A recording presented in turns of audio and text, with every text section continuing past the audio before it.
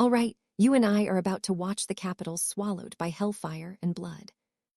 In the middle of this chaos, people flee for their lives, while a sinister voice proclaims that the era of nightmares has only just begun.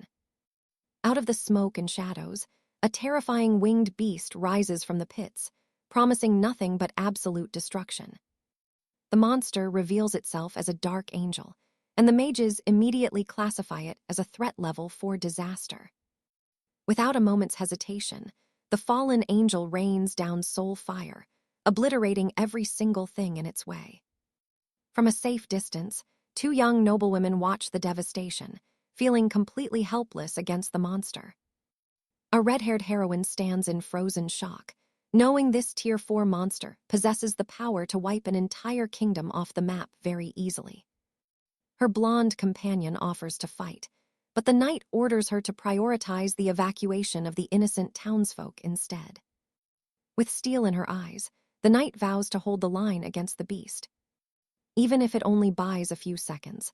Her friend is terrified, but the redhead insists she will find a way to survive. Suddenly, the war bells ring out, summoning every knight and mage to the central citadel for a final stand.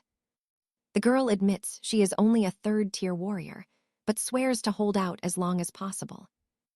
Meanwhile, the fallen angel prepares its next strike, chanting ancient, dark words that chill the very soul. The beast lunges as she screams for her friend.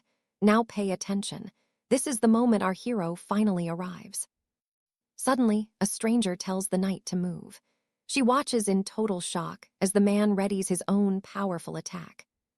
Before anyone can blink, the mysterious stranger obliterates the massive creature with a single, devastating and earth-shattering punch. From the impact, the dark angel turns to solid stone, while the stranger stands victoriously over the remains. The girls are absolutely stunned as he smirks, noting it has been a very long time since he last set eyes on another human being. Then he asks what year it is, leaving the red-haired knight completely baffled by the strange question. Stuttering, the knight asks for his name, while her blonde companion trembles with fear right behind her. After the man repeats his dark question, the girl nervously replies that it is the 6th of October, 1224.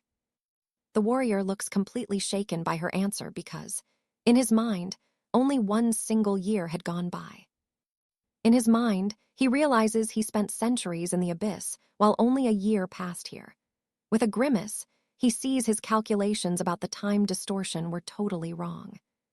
The young man remembers that it was exactly 1 year ago today that his hellish nightmare first began. On that dark day, he came face to face with his greatest rival for the first time.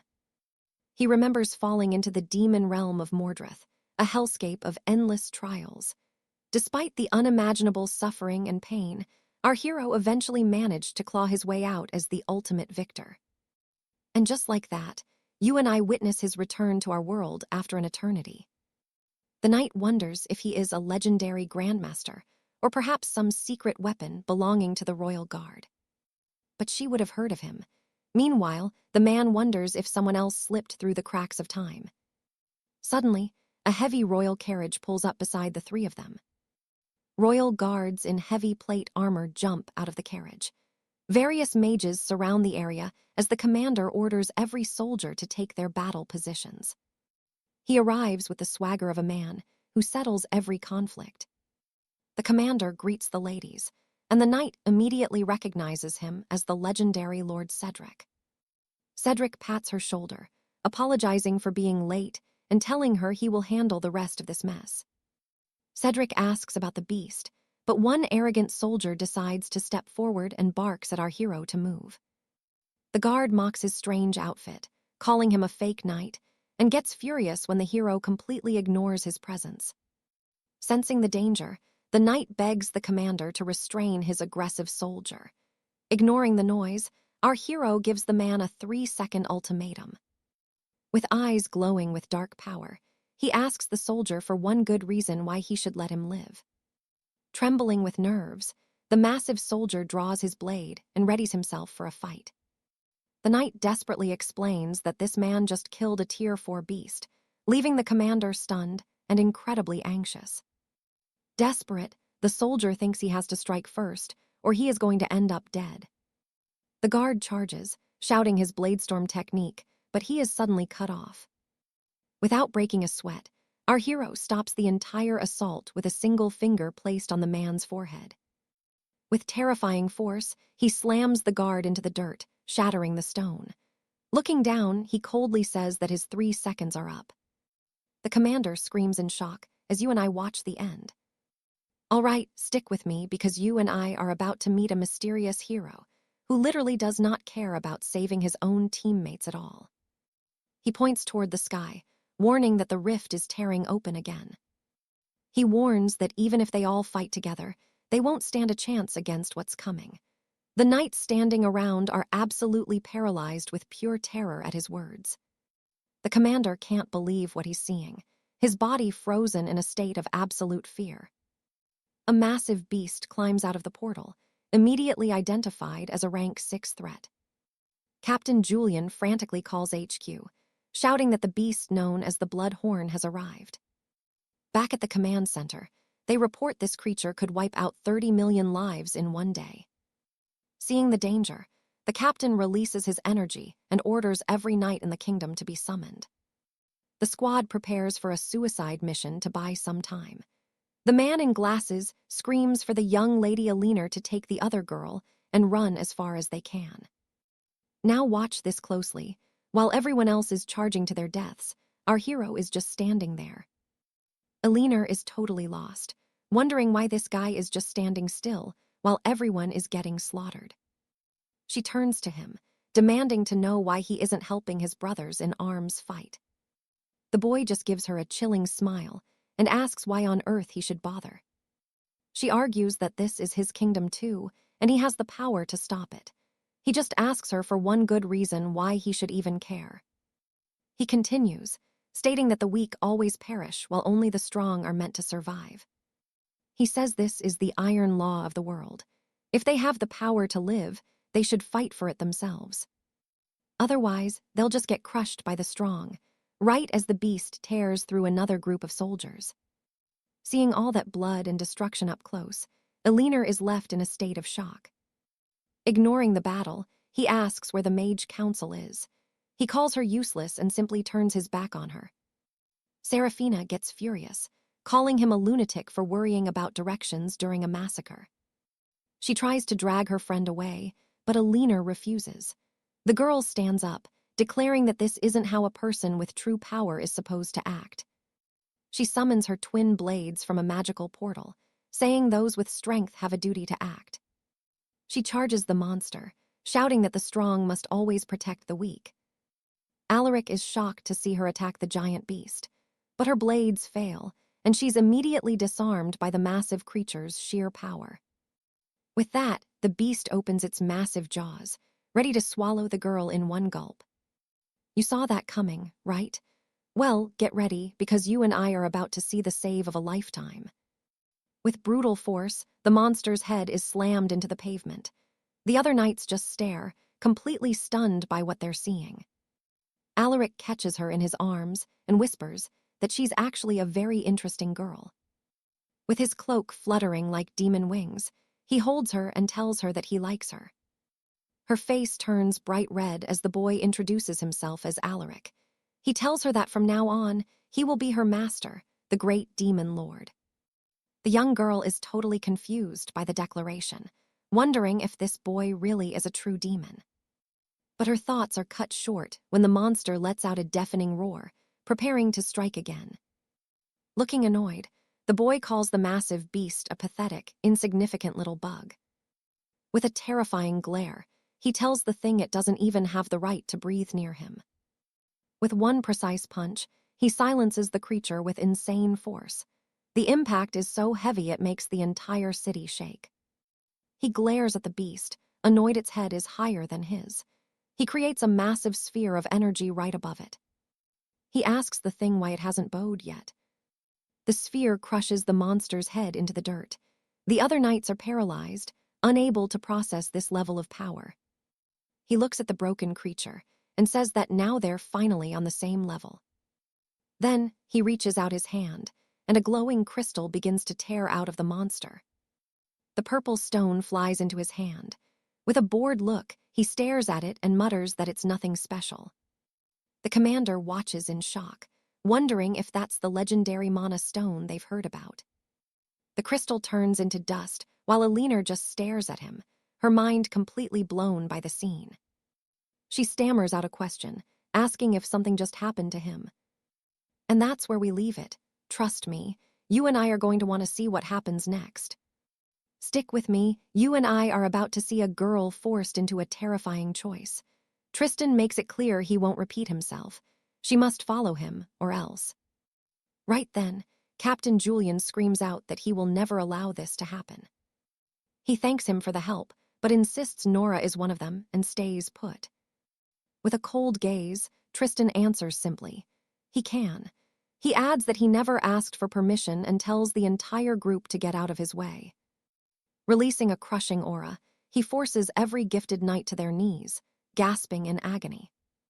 Julian wonders what this power is, as Tristan calls them nothing more than pathetic insects.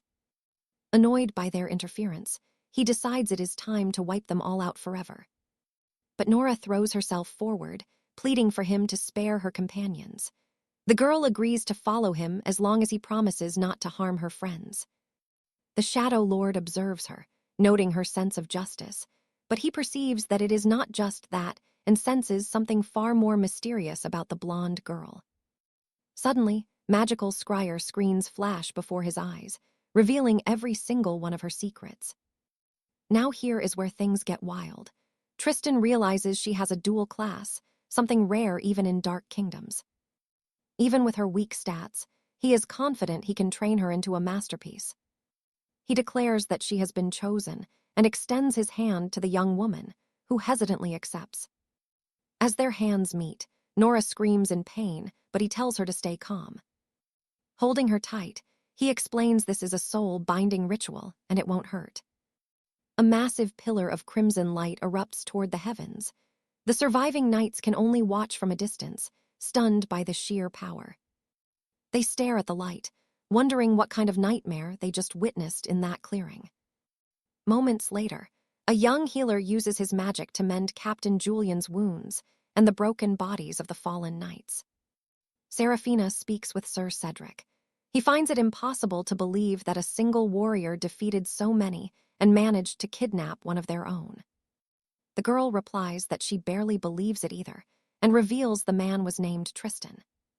She mentions he was looking for the royal archive, which clearly rattles the old knight. Seraphina asks if they will give chase, but she knows that would be a death sentence. Trust me, you and I wouldn't stand a chance. No one there could stop a monster like that. Walking toward a distant building, he asks if they've arrived, and Nora nervously confirms they have. In her mind, the girl wonders if she should try to magically send her location. She thinks about sending a signal to her companions, but Tristan, as if reading her mind, tells her there is no need to warn anyone, leaving her terrified. He knows exactly what she is thinking. Her red-headed friend will surely send backup very soon. The Shadow Lord adds that even if an entire army arrived to rescue her now, they would be crushed like insects. He turns and warns her that escape is impossible because, from this moment on, she belongs to him. He simply orders her to lead the way, and Nora, having no choice, obeys him. With tears in her eyes, the girl points toward the entrance and follows in silence. At the door, Tristan looks at a photo and calls out to his grandmother. After hundreds of years wandering through hellish demonic dimensions, he has finally managed to return home. Looking at the picture, he admits to himself that even through the ages, he never forgot. With that, the young man announces that he is finally going to find her at last.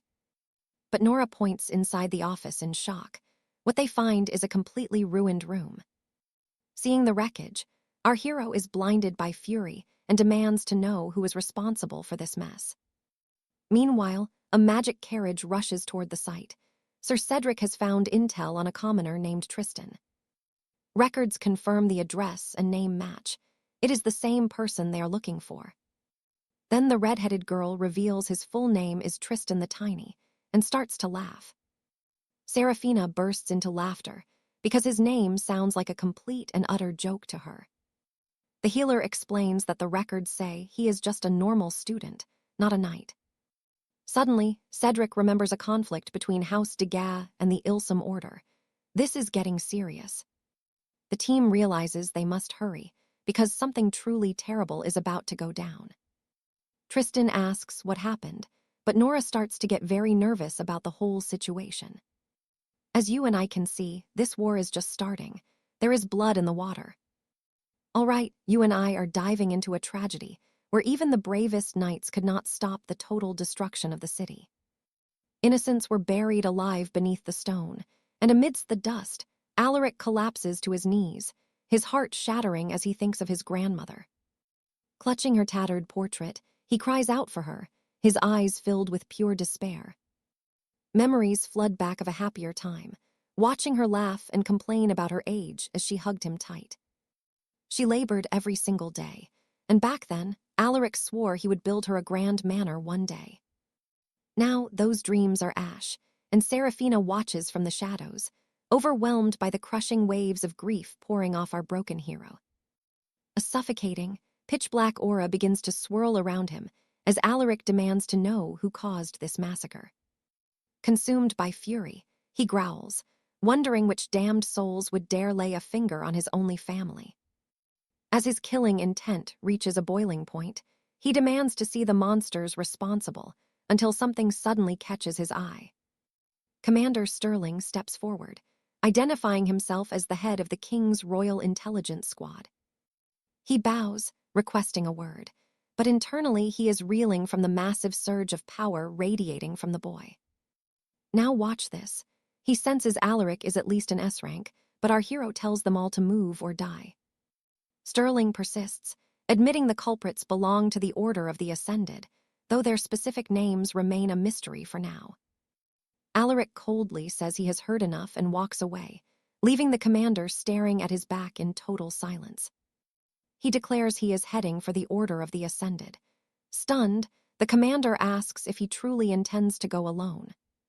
But Lady Clara interrupts, warning that this boy might actually be capable of burning their whole world down. Fearing the fallout, Sterling barks orders for his elite squad to intercept and restrain Alaric immediately. The knights grumble about subduing a random commoner, and a cocky young mage mocks Alaric, assuming this will be a quick fight. He laughs that he will have no trouble, before conjuring jagged stones and hurling them straight at our hero. The rocks shatter upon impact without leaving a single mark, making the other knights realize their target is no amateur. Suddenly, a hulking warrior leaps forward, swinging a massive claymore with the intent to crush Alaric into dust. The massive blade does not even leave a scratch. Alaric caught the weapon with his bare hands while looking completely bored.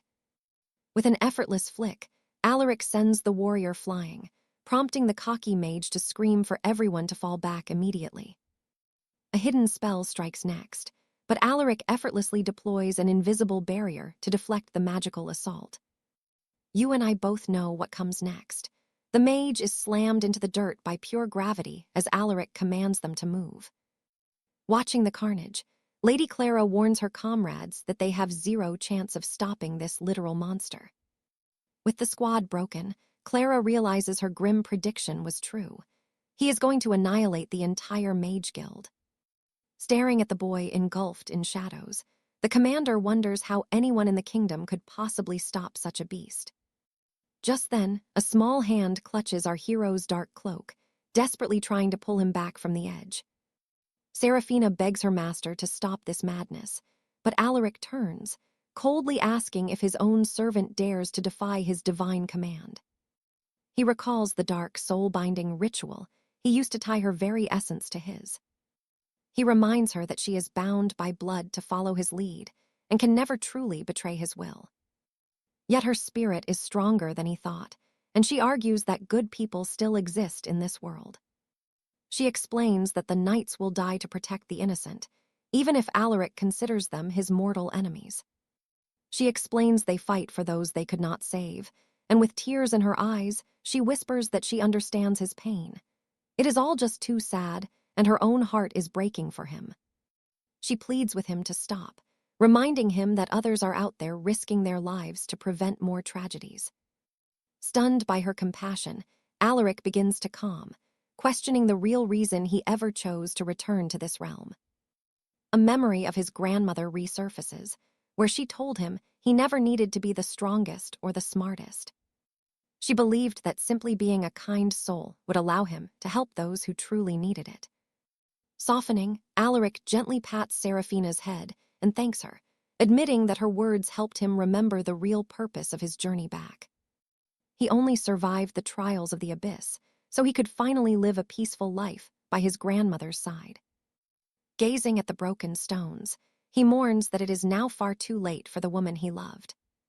He vows then and there to protect this kingdom, just as his grandmother always taught him to do. Seraphina beams with joy and agrees with all her heart, but Alaric quickly snaps at her to maintain her composure. He reminds her she only lives by his grace.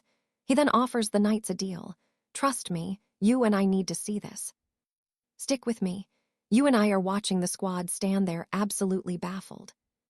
Clutching a glowing relic, Arthur revealed his one condition. They must find his grandmother's killer within 3 days. We move to the towering fortress of the Royal Intelligence Bureau headquarters. Inside, an officer sprints through the halls shouting for Captain Alastair, arriving in a fury and cursing him for vanishing. Commander Magnus keeps barking orders, yelling that the captain should have reported the situation immediately. Alastair apologizes, explaining he was busy cleaning up the chaos, while the commander demands to know how they stop a rank 6 threat.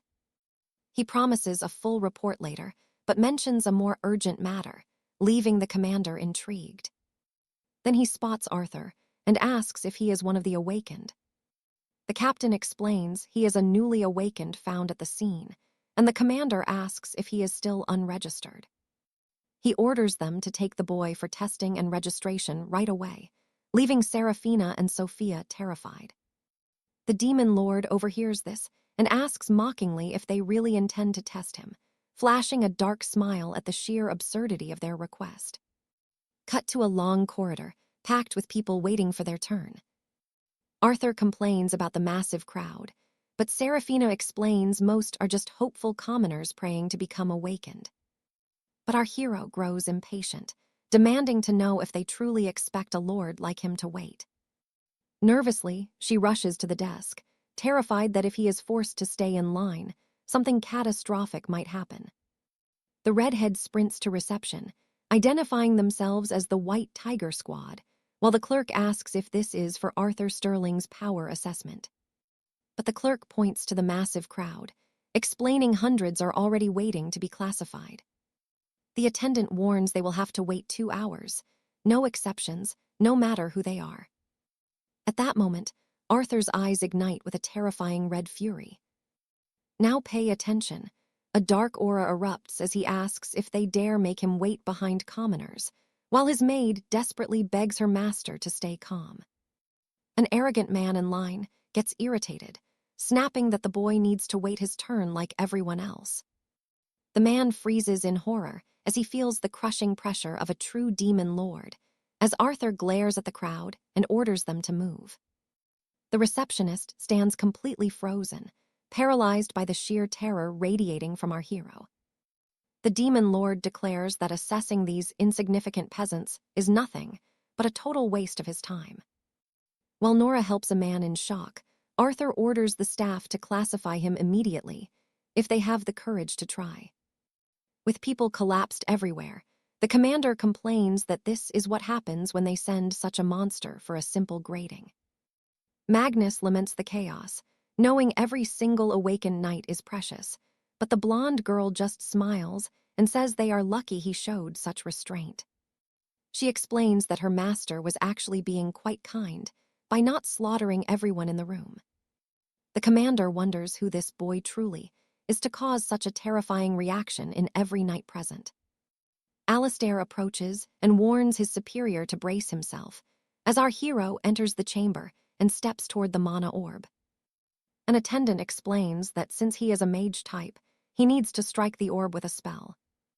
"You and I both know this isn't going to end well, especially when he thinks it's absurd to waste his godlike power on a simple magic rock. He uses the bare minimum mana and commands the orb to explode. But when nothing happens, he's genuinely confused why his magic failed to trigger the device. An operator in the control room tells him not to get nervous and just try to relax for the test. Deeply irritated by this, Arthur clenches his fist in a rage, deciding to ditch the magic and just punch the orb with all his physical might. As his fist connects, he whispers the word, "explode." Suddenly, a colossal wave of energy erupts from the shattered magical artifact. The operator watches in total shock as the indestructible mana orb completely disintegrates into thin air. She nervously thanks him and tries to move to the next trial, but our hero cuts her off immediately. The demon lord declares it pointless because no toy in this kingdom can measure his true power, demanding they stop wasting his time and give him the results. The attendant shows the commander the shocking data, while the blonde girl notes that Arthur finished even faster than she did. The commander analyzes the data while sweating buckets, as Sophia asks how the evaluation went. Then she boldly invites the demon lord to grab a coffee afterward. But they both turn for the rank. The screen flashes S-class, and trust me, you and I can see he is absolutely bored to death. Later, our protagonist and the blonde girl are relaxing together in a quiet cafe. Stick with me, we are watching a legendary lord complain about bitter tea before his loyal servant Nora offers up her own drink and promises she can order another one. The young lord accepts it, taking a small sip with a surprisingly cute expression on his face. He actually enjoys the flavor, getting a bit flushed from the sweet taste. Nora then asks her master what his type is. Lord Alastair calmly replies that he might be the magical type, which leaves the young girl completely confused. He explains that since his arrival, he has only been using physical enchantments rather than his actual high-level magic. He remembers a divine message stating his true powers were restricted while outside the dark abyss. Nora is shocked, realizing true magic is banned in this kingdom. She imagines him as a simple circus performer, but he snaps at her since he can read her every thought. The Dark Lord knows that summoning his massive fortress would be a disaster and likely crush the entire building. Suddenly, Commander Julian calls out his name, and our protagonist turns around to see what the man wants. Now watch this. The commander nervously announces he is rank S, leaving everyone shocked. Julian reveals he is the first rank S awakened in the kingdom, and the young woman is absolutely stunned. Alastair tells him to stop the empty praise and just get straight to the point about what he really wants. Stuttering, the commander tries to explain the entire situation. However, before the man can even finish, the young lord cuts him off and immediately refuses the offer. Desperate, Julian claims that joining the royal media will bring him massive fame and a fortune in gold. But the Abyss Lord finds this annoying, stating he can make gold whenever he wants. He says they should be grateful he even agreed to cooperate with them in the first place. With a cold look, he adds that he will only assist them if every single one of his conditions is met. The leader knows he must find a criminal fast, while a mysterious villain mocks that no knight can stop them. A black carriage speeds down the path, taking our protagonist and his servant toward a hidden, safe location. Inside the carriage, the commander agrees that he will keep Alastair's true rank S power a total secret. He also confirms they will prepare a secure estate for the young lord and his servant to live in. Watching them leave, Julian laments that they cannot officially show off the most powerful man in the entire country. Nora explains that having a rank S warrior would completely shift the balance of power across all the kingdoms.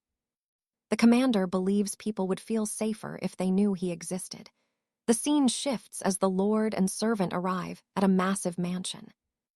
They walk through a massive garden with a clear pool toward the giant estate. You and I can see Nora is amazed by the scale, but our lord is not impressed. He says it is nothing compared to his dark castle, though it is not too bad. 3 days later, the leader of the Silver Wing Knights arrives at the mansion for a visit. As he approaches the main doors, He becomes very confused by the strange noises echoing from inside. The leader wonders if he is hearing the sounds of a violent battle. He carefully pushes the door open, wanting to know what is happening. Inside, he sees the training hall completely wrecked with the young girl sitting, exhausted on the stone floor. The protagonist encourages her, telling her to come at him with every bit of her strength. Following orders, Nora grabs her twin blades and lunges at her master. The commander realizes the two are currently in the middle of a training session. The blonde girl crosses her steel, preparing a strike. She leaps toward her master, fully ready to hit. She tries a powerful jumping attack from above, while her master calmly watches her from below. Nora brings her blades down with all her might. However, he simply catches them barehanded, shocking her before he throws the girl back with incredible force.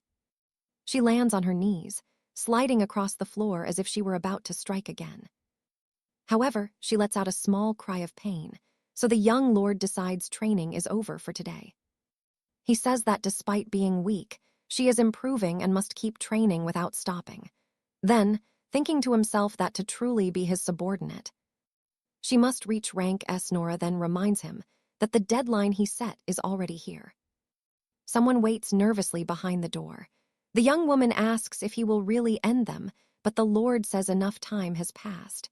She argues that those are still lives and he should not do something so cruel.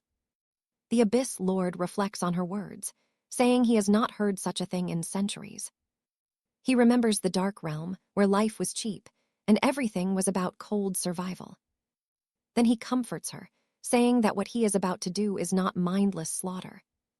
He explains this is revenge for his grandmother, and a warning to stop this from ever happening again. He says that even if some are lost, many others will be saved by this action. So what do you and I think? It seems our demon lord has become a bit soft since arriving here. All right, you and I are about to watch a dark knight absolutely dismantle a corrupt kingdom. Stick with me as Commander Vance slams the door open, shouting he can't listen to their chatter anymore. He has a delivery, but Alistair just sighs, saying a messenger bird would have worked fine. Embarrassed, Vance stammers that he wanted to hand over the bounty information to Alistair personally. He notices Alara has changed a lot, wondering if serving under such a dark master did the trick. Alistair snaps that he hates wasting daylight. Vance quickly bows and apologizes for the delay. The commander hands over a leather folder, confirming the investigation into the local bandits is finally complete. Alistair scans the report. The culprits are the Iron Serpent Syndicate, an old mercenary troupe that gained dark magic and turned into a nightmare for the realm. But they are still just common thugs who prey on the innocent townspeople nearby. Vance explains their hands are tied because the syndicate has powerful friends within the High Council. Alistair closes the file, noting that trash exists in every kingdom. They have just been very lucky. He tells Vance he can clean the streets without even getting his armor dirty. He turns to Alara and asks if she knows her role in this hunt. The young girl looks confused for a second, but she soon realizes exactly what her master wants. He tells them to stay put because his long-awaited vengeance is finally within reach. Meanwhile, Silas, the leader of the Iron Serpents, celebrates another stolen territory while mocking the royal knights and their pathetic laws. Watch this part carefully. Suddenly, the hideout is rocked by a massive explosion falling from the heavens above. Chaos erupts as the bandits scramble to protect Silas. They rush outside, where the furious leader demands his elite mages stand and fight. In front of the burning manor, the syndicate members look at the sky in absolute horror. High above, a message written in dragon fire demands they pay for their sins. The mercenaries panic, screaming about who could have found them. Terrified, they point upward, spotting a dark figure standing in the middle of the roaring flames. Floating in the air, Alistair asks if they are the scum of the Iron Serpent Syndicate. He orders them to confess and bow until their bones break in apology. With a deadly glare, he promises a quick death only for those who beg. The members of the syndicate are left shaking, paralyzed by the sheer power they are witnessing. Silas points a trembling finger at the Dark Knight, screaming that he is the culprit. Then vows his entire guild will tear him apart. Thinking he can prove his worth to the syndicate, one foolhardy bandit charges forward to attack. The thug screams insults as Alistair drops from the sky, looking down at the ants below with pure disgust. Alistair lands like a meteor, declaring this is their final warning before he stops showing any hint of mercy. Frozen in fear, the criminals wonder what kind of monster has come for them. One coward tries to bolt, screaming that he is not dying for a guild that is clearly doomed. Alistair asks who gave them permission to leave, then hurls a spear that pins the runner to the ground. You and I saw that coming, right? Silas freezes as Alistair scoffs, saying they could have died quickly if they had a shred of courage. The leader is left speechless, suffocating under the crushing pressure of the protagonist's aura. Silas abandons his men, telling them to hold the line while he flees. Alistair just laughs at the cowardice of a leader who runs. He watches the man retreat, disgusted by how easily he threw his own soldiers away. Thinking this world is just as rotten as the underworld, Alistair lets his power explode, leveling the entire area. The smoke clears to show the devastation, with the earth torn apart and walls shattered. Inside a hidden bunker, the iron doors lock tight. Silas panics, claiming the room is crafted from magical gems and that normal weapons can never breach these walls. He seethes with rage, convinced this is payback for a failed job from his past. His bodyguard asks how many troops are left, but Silas realizes he sent them all. A few surviving members gather, hoping they can somehow take down a high-rank knight.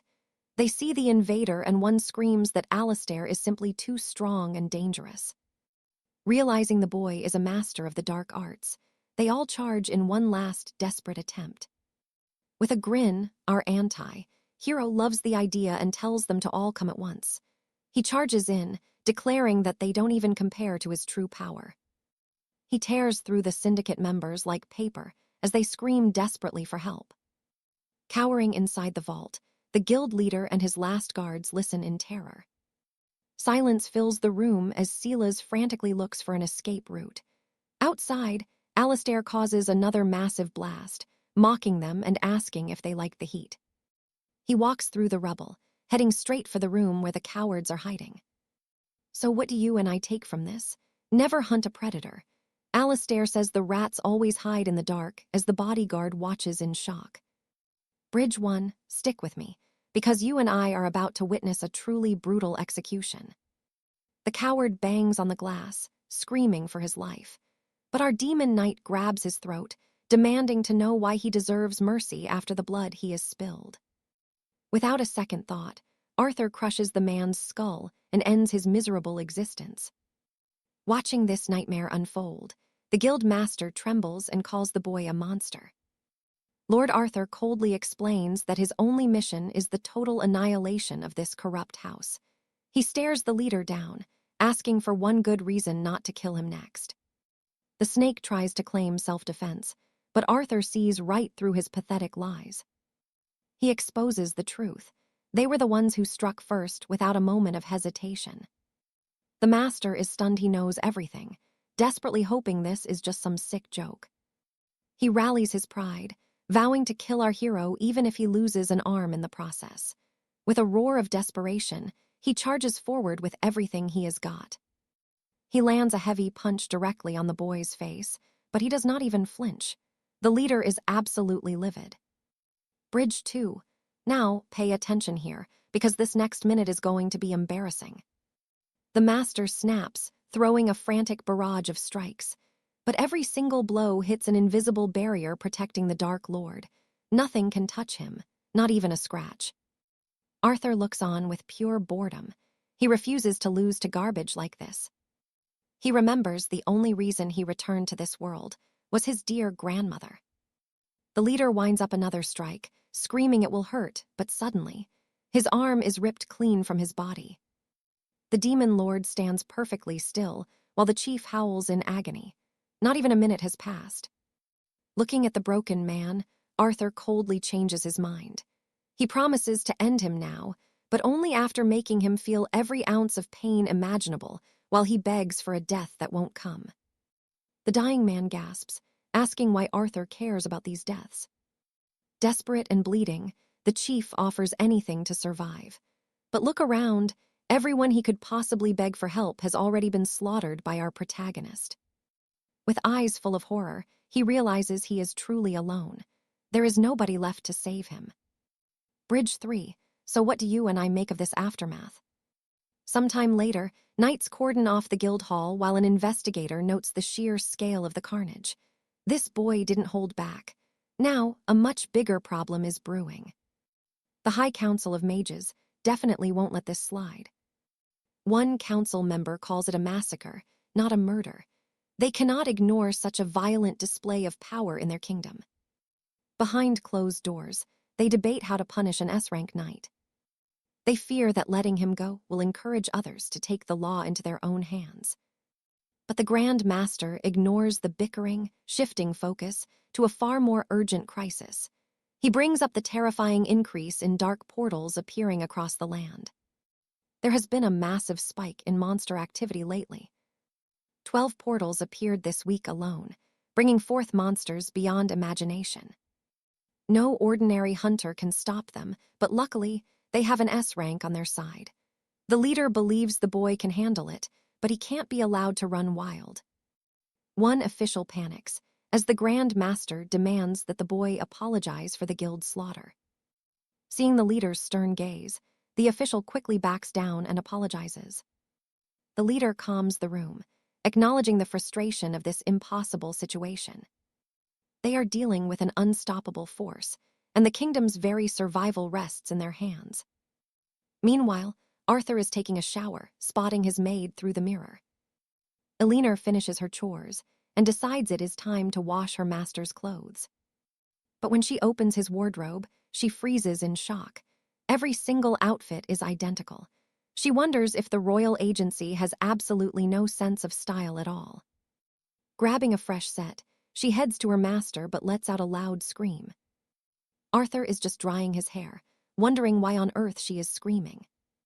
Blushing deep red, she scolds him for walking out like that. She stammers through an explanation, shoves the clothes at him, and begs to leave the room immediately. As she sprints away, Arthur just thinks about how clumsy his new subordinate is. Later on, the two of them relax together in the peaceful manor gardens. Elinor watches him, noticing the heavy silence and the emptiness that follows a completed revenge. She starts thinking of ways to bring a little joy back to her master's life. Suddenly, she lights up with a brilliant idea and turns to him excitedly. Bridge 4, trust me, you and I are about to see a whole new side of our hero. She suggests they go shopping. All right, you and I are about to see how a simple shopping trip turns into a high-stakes power move. The girl is absolutely thrilled and delighted that her lord agreed to go shopping. Nora says she will get ready, but her master mentions a problem. Worried, she wonders if something terrible is about to happen. The boy then reveals he is completely out of gold at the moment. Nora offers to lend him her savings, but he immediately declines. With that, the young man summons a purple crystal and says the House of Alaric never borrows gold. Holding the gem, he explains that if they sell it, they will have more than enough money for everything. A short while later, the two arrive at a massive building in the city center. Nora explains this is the Imperial Trade Hub. She adds that not only elite agents, but also the most powerful awakened individuals come here to negotiate. As they approach, a smiling attendant greets them and asks what exactly they are looking to sell today. She needs to see the goods to judge the price, but once she sees that purple crystal, don't blink, because she's about to be absolutely speechless. She then nervously asks them to wait just a moment while she makes an urgent call to her superior. The clerk calls Baron Sterling and tells him about the rare find. She excitedly shouts that the size of the gem is completely abnormal. Moments later, the man is talking with the young lord and his subordinate in his private office. The man introduces himself as Baron Sterling from the sales division and welcomes them inside. He wonders what an imperial knight is doing with this commoner. Suddenly, our hero slams the massive purple crystal onto the table in front of him. Baron Sterling is stunned and cannot believe the sheer size of it, questioning what level this gem could possibly be. The protagonist asks what their offer is, while the man continues to stare at the crystal, and the boy in total shock. Sterling apologizes and says buying a stone that size would require an entire national budget. Getting impatient, Alaric takes the gem back with a look of pure disdain. He uses his raw power to shatter the massive stone into several smaller pieces. The sales director looks on in surprise as the young man asks if this is enough for them to handle. Sterling wonders how anyone can shatter magic stones and notes that just one piece is worth billions. He can pay, but gathering the gold will take time. Watch closely, even a billionaire is sweating bullets here. Our hero is disappointed and says it is pathetic that the largest market in the country lacks the gold for this. Nora then steps in and asks if they can at least pay a portion of the price up front. The man says this situation is unprecedented, but the girl reminds him they can make a massive profit from these stones. She makes a final demand and says that if he pays 1 billion gold crowns, they will accept the deal right now. Meanwhile, the young man stares at her and wonders how she even dares to negotiate with such a powerful man. Under immense pressure, Sterling accepts the offer, thinking the young man is a wild beast. Soon, the transfer of 1 billion gold crowns is complete and the fortune lands in Alaric's account. With the payment finally confirmed, Nora smiles excitedly and says they can finally shop. Walking down the street, she suggests checking the master's clothes first after her successful bargain. But back in the office, the sales director is furious and wonders how those low-born vermin dared to treat him like that.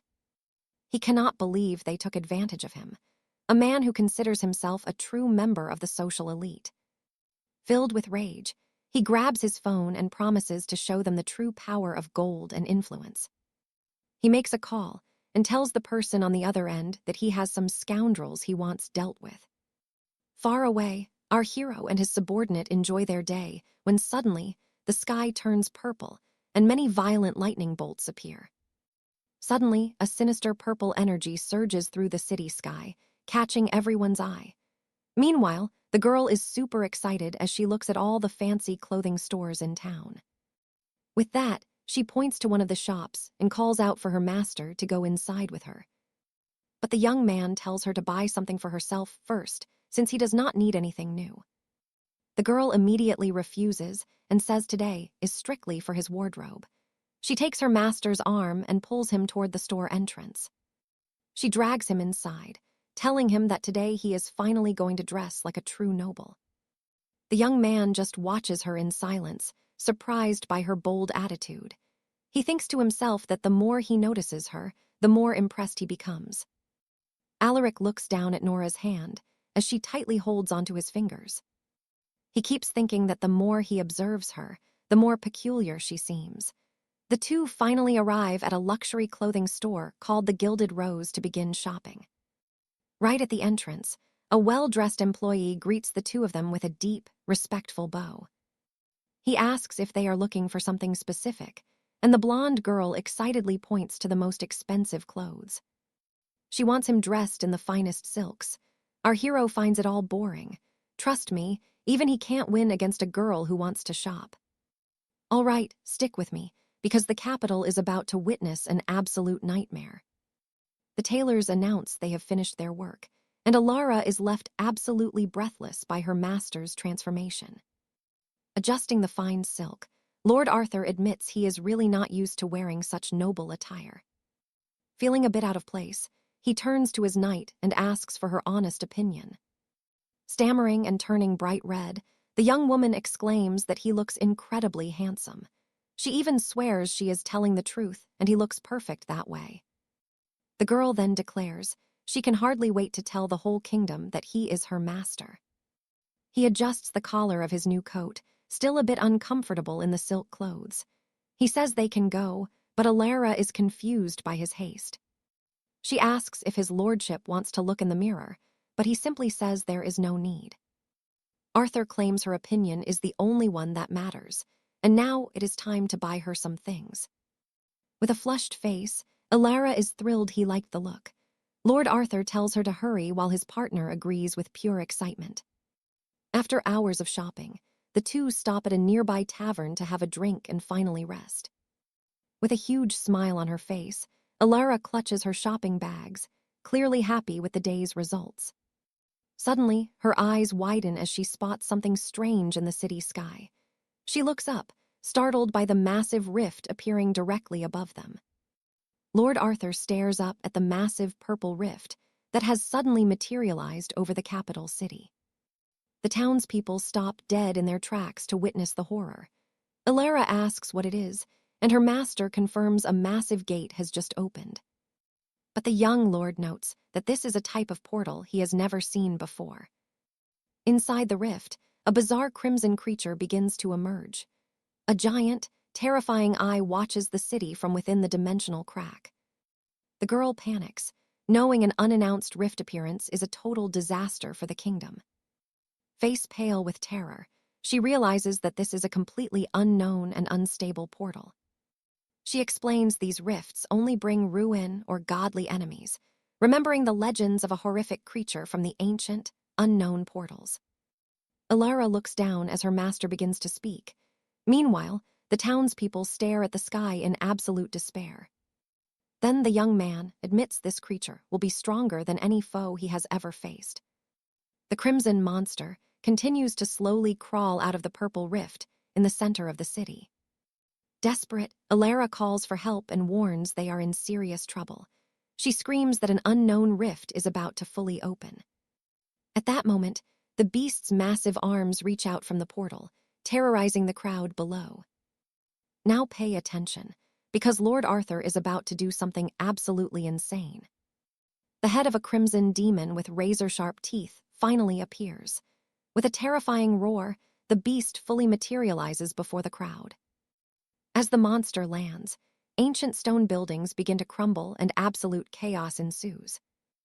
Alara screams into her communication crystal that the rift is open, and things are spiraling out of control.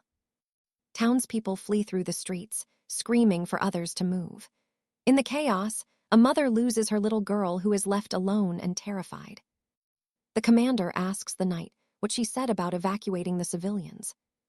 The voice asks if she is still there, but the young woman is paralyzed by the carnage. She reports that her master will evacuate the townspeople and promises they will be fine until the royal knights arrive. You and I both know that dark look. It means he is not scared at all. Honestly, he looks absolutely thrilled by the new threat. With his eyes glowing a sinister red, he gives a terrifying grin. The young lord recognizes the beast, calling it an arrogant and mindless dragon of the void. He remembers a battle in the abyss where he ripped a similar monster's throat out. Looking at the rift, he thinks the challenge has finally come. A massive magic circle appears as he celebrates the chance to finally unleash his full power against a worthy foe. Desperate, Alara screams her master's name, trying to snap him back to reality. At her plea, the young lord stops channeling his magic in shock and turns to his knight.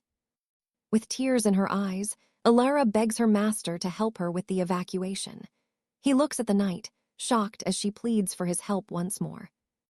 Meanwhile, the little girl remains lost and sobbing in the middle of the ruined street. Arthur looks down at the ants near his boots. He recalls how weak this world truly is as he pushes open a heavy nearby door. With the iron handle turning to ash, he says nothing in this realm can handle his power. Looking at his partner, he says monsters here are no match, and trust me, you and I are about to see his true power. Stick with me, you are about to see a lord whose power is so great, no mortal can even touch him. To him, this mortal realm was nothing more than a fragile sandcastle crawling with ants. In the chaos of the present, peasants flee in terror while he stands unmoved amidst the wreckage. With eyes glowing like crimson embers, he scorns the pathetic weakness of everyone around him, recalling the abyss where only the strong survive to devour the fallen. Pity was a useless luxury for a lord, and defending the weak was nothing but a fool's errand. Yet this tiny kingdom defied the natural laws of power, and it irritated his very soul. He grew tired of suppressing his aura and decided that living uncomfortably was finally over. After all, he had found a real opponent. Floating in a shroud of dark energy, he roared that no knight or king could stop him now. Desperate, the girl cried out for her master, pulling him back to reality. With a tearful face, she pleaded for her lord to please help her. With trembling hands clasped in prayer, she begged him to save the innocent souls caught in the crossfire. High above, the scarlet beast roared again, raining down shards of the shattered citadel onto the crowds below. She looked up at the falling masonry, wondering if her blades alone could shatter every descending piece. The blonde knight leapt into the sky, spinning like a whirlwind to intercept the deadly stones with her steel. She shattered the rocks to protect everyone below. But panic seized her heart as she realized one woman could never stop such a massive deluge alone. A mother and child were moments from death when an invisible shield manifested, halting the stones midair. Seraphina watched in awe. Her master had actually used his forbidden arts to protect the common folk. He pulverized the remaining boulders with a thought. His subordinate could only stare, shocked by this sudden act of mercy. With a calm smile, he tells her to evacuate the area. Now watch her reaction carefully. He ascended, wreathed in power, reflecting that he had even begun to overlook his own loyal knight lately. Cloaked in hellfire, the boy declared he would never be a lord who failed his people. Grateful, the young woman gave her thanks and sprinted to begin the evacuation of the panicked civilians. She felt a rush of joy, her face flushing as she carried out the sacred command of her master. Raising her blades, she rallied the crowd to follow her to safety, while the Lord admitted he was doing this for her. The dark-haired youth figured a few seconds of charity would not kill him if it helped his loyal partner. Standing in the ruins, our Lord admitted there was one catch. Trust me, it is huge. He glared at the abomination in the sky, disgusted that such a creature dared to loom over his head. In that instant, shadowy wings began to erupt from his back. Shimmering with a lethal red light, the wings fully opened as he ascended slowly into the air. The Lord soared into the heavens with his newfound power, ready to strike the threat head-on. Gazing at the beast within the portal, he noted the creature was trapped. Its massive, singular eye glared back at the Lord with an expression of pure, unadulterated rage. With a sinister grin, he told the legendary creature he would gladly help it escape its cage. He grabbed the dragon's maw and delivered a blow of godlike strength, punching the monster straight into outer space. The kingdom watched in shock. Our hero declared that up there, they could finally duel without any distractions. Wreathed in light, he ascended toward the stars. He smiled and softly vanished. A beam of light shot toward the heavens, and suddenly they were both floating far above the planet Earth. The crimson dragon scanned the void, searching for its dangerous opponent. The Lord appeared before it, asking if the beast was awake now that no one would interrupt their dance. He sensed the creature was an ancient worm, truly hoping it would not prove to be a complete and total disappointment. Silence hung in the void until a mystic screen appeared, identifying the beast as 𝒀𝒆𝒂𝒏. The records showed the creature had lost its way and violated the laws of the realm through a contract. He wondered if the dragon had truly surrendered its soul. Suddenly, the beast opened its maw, gathering a massive sphere of azure energy. A beam of raw power erupted, and the Lord knew this was not going to be a simple scuffle. Floating in the vacuum, he realized the human world lay directly behind him, defenseless and fragile. If that breath hit the planet, it would be a total massacre. He could easily dodge, but that would make this entire trip pointless. He chose to take the blast head-on, an invisible barrier flaring to life as the energy slammed into him. The dragon stopped, thinking it won, but trust me, we know better. All right, you and I are about to see what happens when a monster picks a fight with the wrong human. Alistair just stares at the beast, complaining that he literally just bought those royal silks. The creature loses it, fueling up an even bigger blast of raw energy. But with a cocky smirk, our hero charges straight at the monster with blinding speed. He lands a heavy right hook, right into the great dragon's ribs, before smashing another fist down on its skull. For the first time, the Crimson Beast lets out a blood-curdling scream as it finally feels the weight of a true opponent. Looking at his glowing knuckles, he admits that after all this time, hitting something this hard actually feels pretty good. He's just thrilled to find something that doesn't shatter the moment he touches it. Furious, the beast roars and lunges in for a deadly bite. 𝒂𝒅 just reaches out, calmly feeling the texture of the dragon's ancient scales like he's inspecting a piece of armor. Startled, the creature summons a massive arcane barrier to shield itself from the young knight's relentless strikes. Our lead just watches, his eyes sharp and calculating. The monster snaps its jaws, showing off those massive fangs to try and back him off. The demon lord kicks the shield with everything he's got, but this time, it doesn't even budge. With a grim look, he realizes he's dealing with a rare dragon sage that can actually use magic. He sees that this barrier will only delay the end of the battle. He admits his grasp on magic isn't enough to dispel it yet. But then he smiles, because there's nothing in existence he can't break with pure, raw strength. Fights get boring when they drag on, so he decides to use a relic from his private arsenal. Now watch this part carefully. Our hero opens a dark void and pulls out his legendary weapon, the blade 𝒂𝒂𝒏𝒆𝒅. Wielding the mythic steel, he asks the beast if it recognizes the blade that's about to end its life. He reveals the sword was forged from the spine of the terror dragon, 𝒂𝒏𝒔. The monster just snorts, unimpressed by the legend. As he warns the dragon that this weapon is the absolute worst it could ever face. The beast breathes a torrent of blue fire at him. 𝒂𝒂𝒏𝒆𝒅 just asks if it's ready to test its true power. With a single swing, he slices the energy beam in half. He looks at his sword and grins at its power. Enraged, the beast lunges again to swallow him whole, but our hero is way too fast and slips right past its jaws. He levels the blade, aiming it straight at the monster's massive heart. He drives the steel deep into its chest, the sheer force of the impact sending the massive creature flying backward. With a smirk, he tells the beast that it won't be casting any more spells. He stays low, watching his sword in the enemy's chest. Our hero declares that it's finally his turn and launches a devastating right hook at the dragon. The sheer force of the blow sends the massive dragon spiraling through the heavens. Let's pause for a second, because these mages in the floating citadel have no idea that a dragon is about to crash their party. The beast claws onto the fortress walls.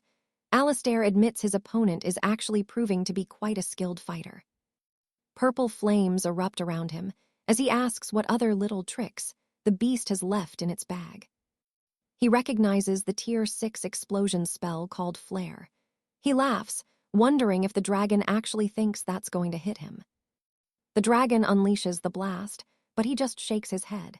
He tells the beast it's useless because his magic resistance is at maximum. The monster is stunned, and our hero just asks if that's really all the legendary beast can do. He decides that if the magic is done, it's time to settle this with nothing but brute force. No more games. With a dark, wicked grin, he prepares the finishing blow as both fighters charge in for one last clash. Back in the kingdom, Lady Clara and her knights clear the rubble while little Lily holds up a massive stone pillar. She uses it to shield the panicked citizens who are absolutely terrified by the chaos unfolding above. At that moment, a young cleric in a traveling vest uses his light to heal the many injured survivors. Commander Cedric watches the destruction with a heavy heart. Suddenly, a report comes in that the Great Rift is finally closing. Moments later, a magical signal confirms it. The threat of the gate has been officially neutralized. Relieved, the commander turns to his squad, trying to wrap his head around how it all ended. He asks Lily where her master and that monster went. She just points to the clouds, saying they both ascended to heaven. Cedric just stares at her, completely lost, and slowly points toward the sky himself. He grips his head, trying to process this absurd news. Then a voice shouts out, asking if something that insane is even possible. And that's where we leave it. You and I just watched a man take a dragon to the heavens. Crazy, right? All right, let's dive into a story where one man's arrival changes everything for the kingdom. The commander tries to settle Lord Cedric, saying everyone is in total shock right now. But the High Knight snarls that he is not here just to sweep their mess away. Suddenly, a booming voice cuts through the chaos and commands everyone to halt immediately. The Duke of the White Lion steps forward and scolds Lord Cedric for his lack of restraint. He threatens to file a formal grievance while the knight glares with pure disdain. He asks if the Duke truly believes that every single awakened holds the same level of power. As Arthur watches the sky, people suddenly look up in terror at meteors screaming down toward the city. Panic erupts as the citizens see the fireballs hurtling directly into the heart of the capital. Lady Alina screams for everyone to run and find cover immediately from the incoming threat. But then, the meteor sprouts wings and stalls in midair before slamming into the earth with a massive explosion. The blast wave tosses people aside like dolls. The knights are hit, and the girl shields her face from the debris. The young apprentice is stunned for a moment, but a relieved smile soon breaks across her face. From the flames, our hero steps out unscathed. Grinning, the blonde girl starts crying out for her master. Our hero just mutters that next time he should land more gently, as the girl keeps shouting his name. The High Knight is stunned by the sight, wondering what he is seeing. Alice runs to her master while the knight questions the stranger. Watch closely as the knight stares at the young man, wondering who he is. The commander praises the hero for a job well done, but insists they talk privately, summoning a magical servant. He commands his spirit Uriel to silence the area, forming a blue barrier that cuts them off from the world. The young man realizes the leader's summon is a creature straight out of ancient fantasy legends. Samuel explains that because of the hero's immense talent, things have become incredibly complicated for the crown. The commander reveals that because of his public display, the entire realm now knows the extent of his power. He says the world will soon hear that an awakened from Albion just slayed a Tier 7 nightmare. The man rants about politics, but the hero cuts him off. He says he hates wasting time and demands they get to the point. The blue-haired agent explains they might have to officially reveal the young hero's true identity to the public. Alice looks at her master, her eyes filled with worry about the storm that is coming for him. Outside the barrier, crowds take pictures while our hero thinks to himself that this was bound to happen in a world of ants. The squad leader feels frustrated, knowing it is impossible to reason with a monster of that caliber. But to the man's shock, the hero simply agrees. Arms crossed, he says the council can announce whatever they want about him. The agent asks if he is sure, and the hero warns him not to make him say it twice. However, the young man warns with a piercing gaze that he does not want any trouble following him home. Trust me, you saw that coming. But then he fires a massive pillar into the sky, smiling as he says that should be enough. The two men are speechless, as he claims this display is his form of compensation for the mess. Before everyone's eyes, a massive purple crystal made of pure mana appears, floating silently in the air. Far away in another kingdom, a man calls for Lord Anderson, who is busy reading an urgent report. A breathless soldier rushes to Lord Anderson and reports that the entire operation has been called off. The Lord asks why, and the soldier explains that a Tier 7 beast has already been dealt with. The soldier continues his report while staring at a magic slate containing the most unbelievable news. He reveals that a new dragon-class warrior from Albion was the one to defeat the beast. Lord Cedric is stunned, wondering what kind of man could do that. He says the hero dropped down with the monster's head and snatched the mana core right out of it. It is said that men have two reactions when they witness something they simply cannot comprehend. The first is acceptance, but the second is pure denial. With a smirk, the High Knight chooses the second path. He points at the group and starts screaming that none of this could possibly be real. The man claims they almost fooled him with their cheap illusions. The agent tries to explain, but the knight won't listen. The leader says he knows it is hard to swallow, but this is the absolute truth. Then he reveals that the man standing there is the newest dragon class awakened in the entire nation.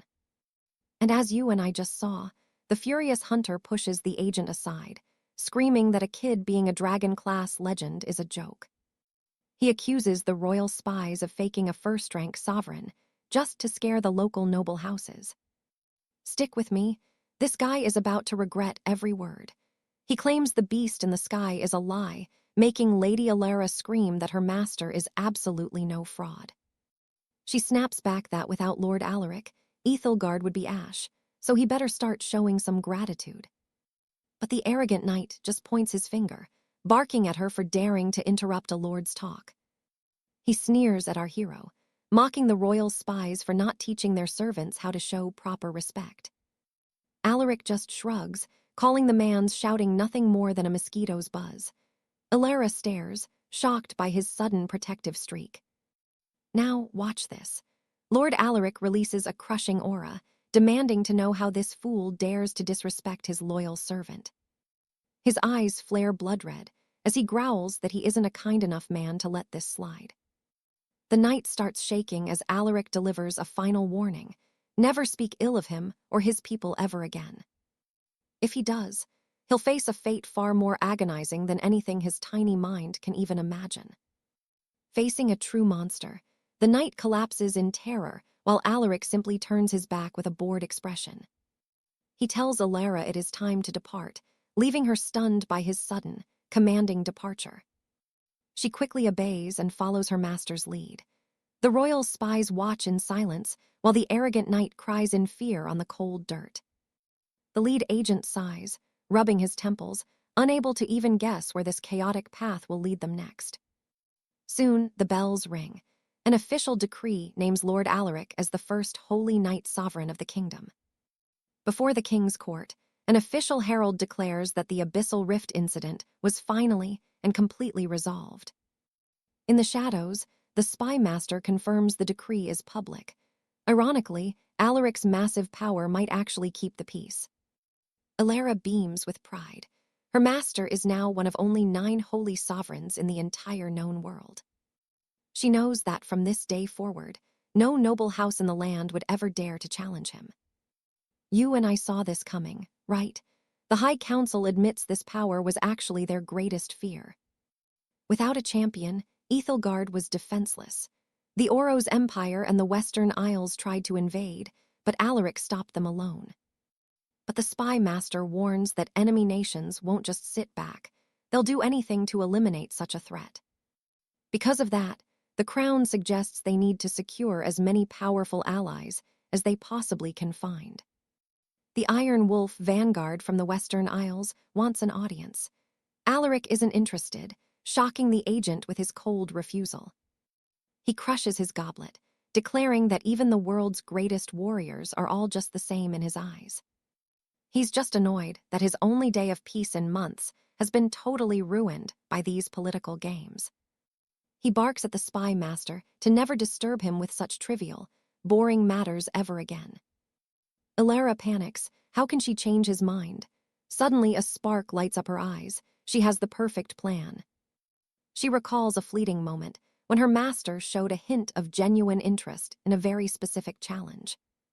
She interrupts, asking if the Western Isles champion, Sir Anderson, the world's strongest knight, is actually part of that visiting team. The agent confirms it. Yes, the Iron Wolf vanguard is led by none other than the legendary warlord himself. He adds that Sir Anderson plans to attend this meeting in person, crossing the vast seas just for this. The warlord specifically asked to meet Lord Alaric in person. Hearing that, our hero's lips curl into a very small and dangerous smile. Alara grins. She knows the only thing that truly excites her master is a chance to face a worthy opponent. Alaric changes his tune instantly. He'll meet this mysterious foreigner and see if he's worth the hype. Down at the docks, a royal ship arrives carrying a true threat. 2 armored men disembark, mocking the grand welcome. One knight warns his partner to keep his cool, no causing unnecessary trouble in a foreign kingdom, this time around. Sir Anderson agrees. They're here to see a potential ally, so they'll play nice for now. But he reminds them that the High Council has given them very specific objectives for this secret mission. He commands his men to stay focused and keep their true power under control until the moment is right. The massive knight smashes his fist into his palm, grinning as he accepts the warlord's orders. As the Iron Wolves gather, Alara watches, sensing they plan to do exactly what they want when the time comes. Aboard their transport, the lead knight reminds them they aren't here for games. The High Council has given them two very distinct and important missions. First, they must recruit the new Holy Sovereign. That's only the start. Trust me, you and I are going to want to see this, because the second part of their secret plan is nothing less than testing the new sovereign's strength by force. All right, stick with me as we watch our hero tell the commander he'll handle the mission alone. But the blonde knight seems to have some doubts about what might happen during this meeting. He finishes his thought by warning that if his offer is refused, he'll crush our hero completely. Meanwhile, the protagonist simply sips his wine, complaining that the guests are late and he is bored. Suddenly, the young lord spots a report on his magic mirror about the legendary knight, Sir Ryan Anderson. The broadcast says he is the world's strongest and has conquered every enemy with the holy sword Excalibur. The dark-haired lord finally looks interested, thinking that this man might be one of the best around. At that exact moment, his blonde maid runs over to deliver a message of extreme importance. She announces that the Wolf Guard has arrived, and our hero responds with an incredibly dark, excited smile. He stands up and tells her to lead the way while she asks him to follow closely. The blonde is excited to meet her former idol, but quickly remembers her master is number one. The dark-haired man wonders if this world is still missing the secrets of forbidden body alchemy. He remembers dark rituals in the demon lands that made him more than a human. He fought gods there. As his servant guides him through the doors, the hero finds himself curious about one specific thing. He gives the girl a gentle pat on the head, thinking about how much strength she truly possesses. Behind those doors, the Wolf Guard is waiting, and their leader watches our hero's calm approach. The young lord walks silently toward the two men, standing near a massive stained glass window. With glowing eyes, the two stare each other down, and our hero wonders just how strong a pure human can be. Then the suited official approaches and greets the hero, saying it's good he finally arrived. He extends his hand and introduces himself as John Omen, the director of the Royal Intelligence Agency. Our hero just stares at the man's outstretched hand, without showing any hint of courtesy or respect. With a freezing stare, our hero completely ignores the handshake, leaving the director in total embarrassment. Now watch this. The Western Knights are just observing the scene with pure disdain and curiosity. The maid tries to apologize for her master's behavior, but the man says he already understands. The man in the suit smiles, realizing the young lord is clearly more interested in someone else. Then he turns around and formally introduces the elite Wolf Guard from the Great Western Empire. One member steps forward and introduces himself as Jensen, a high-ranking knight of the elite team. The servant is shocked by his perfect kingdom's tongue, wondering if it's a magic spell, but the girl is worried about her master's reaction.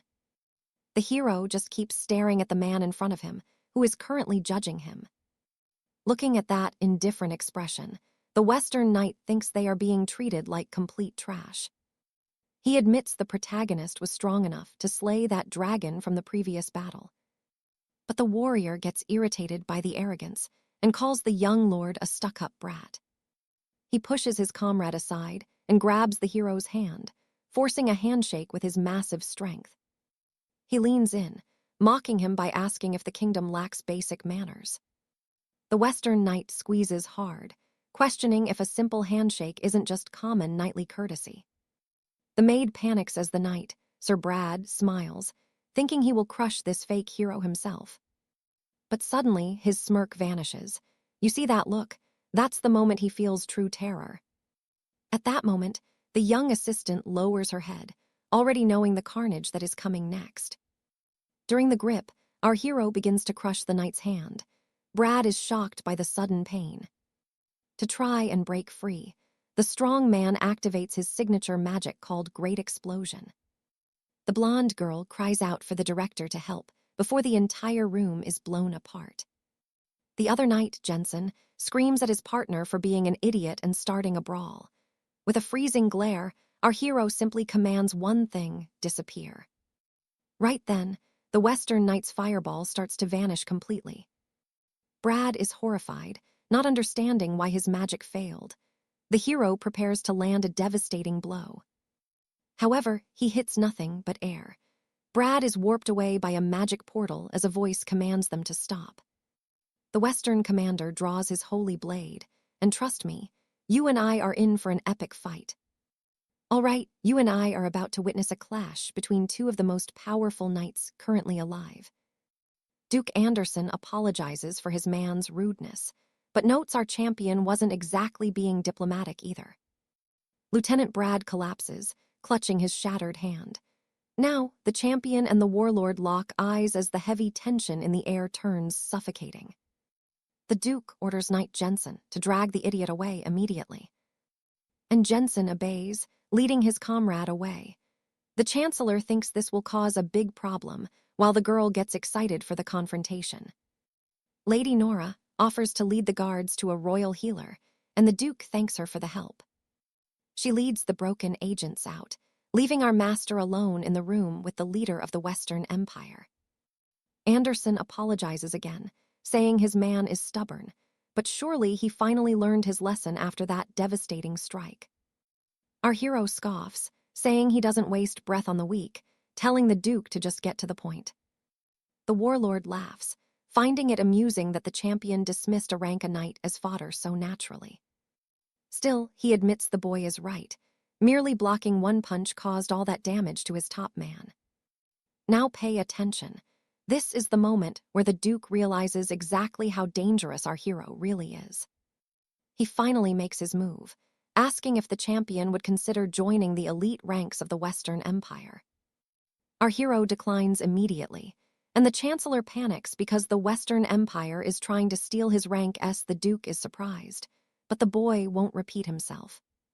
The champion then taunts him, claiming that deep down, the Duke actually desires a conflict between them. Releasing a crushing aura, he says they're both curious and suggests they settle it with a fight right now. With a fierce smile, the warlord accepts the challenge. Meanwhile, a healer treats Lieutenant Brad's mangled hand in another room. The wounded man fumes, cursing his partner for the humiliation, but Jensen snaps back, saying this happened because of Brad's own arrogance. Brad roars in anger, shouting that this Eastern Knight just spat on the greatest military team in the world. Young Nora watches the two knights bicker, wondering how one of them can stay so incredibly calm through this. Jensen just shrugs with total indifference, asking what the big deal is regarding this entire mess anyway. He reminds his partner that their opponent is a rank S, one of the strongest beings currently alive. For a man with that much power, arrogance isn't just a trait, it's practically a divine right. The knight continues, stating their team only holds power because of Duke Anderson, not because of Brad's skills. He tells Brad he's lucky to be here and to stay in his lane. The lieutenant grinds his teeth in silent fury. He stands up, screaming that he will never acknowledge that Easterner as his equal in this life or the next. The lieutenant insists a rank S couldn't possibly come from such a small kingdom. His partner tells him to stop. Brad shouts that if they had just one more rank S, they wouldn't have to endure this pathetic humiliation. You and I can see where this is going. Nora finally reaches her breaking point with this guy. With a cold gaze, she warns that if her master truly wished it, both of them would already be dead. The knights are stunned by her boldness. Brad begins to laugh hysterically, mockingly asking what this little brat thinks she is saying. He looms over her, asking with a sneer what a mere child could possibly understand about true power. Nora ignores his taunts, stating she knows exactly how powerful her master truly is compared to the rest of them. She declares with absolute confidence that the Eastern champion is the strongest human alive. Brad nearly doubles over in laughter. With a smug grin, he tells her to keep her illusions, because her reality is about to be shattered completely. Brad claims that at this very moment, Duke Anderson is putting an end to her master's misplaced pride. He continues his rant, promising that the warlord will crush that rank S once and for all this time. Back at the duel, the Duke draws his legendary blade. He points his beloved 𝒂𝒂𝒏𝒅 directly at our champion. The Chancellor, watching from the sidelines, wonders how everything spiraled out of control so incredibly fast. He monitors the screens from the control room, suspecting this duel might be a secret test of the Empire's true military might. The man realizes that despite the friendly terms, this is still a clash between two godlike rank S warriors.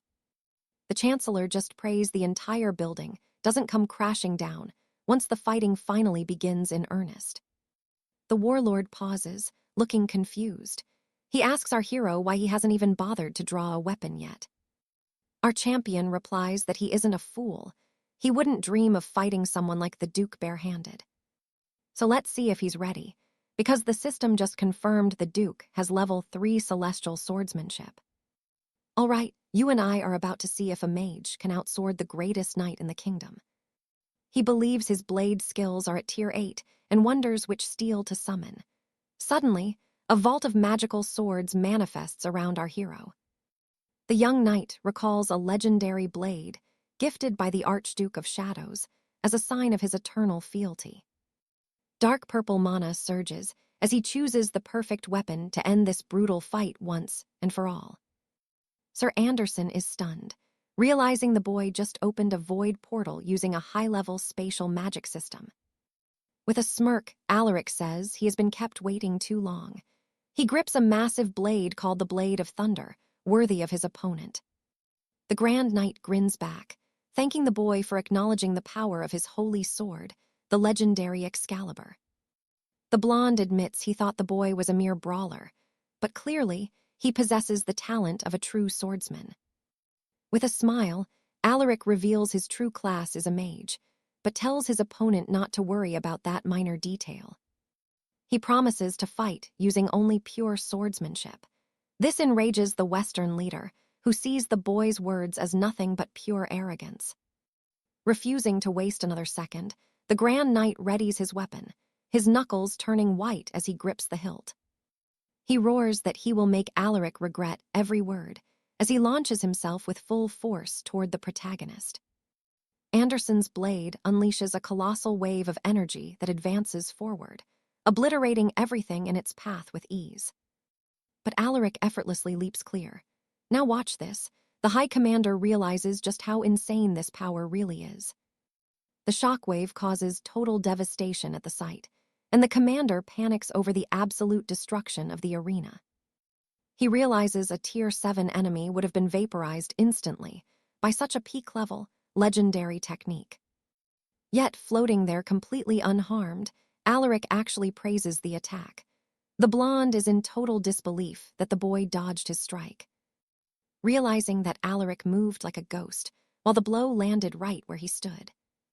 The Grand Knight flies into a rage, swearing he will wipe that smug smile off the boy's arrogant face.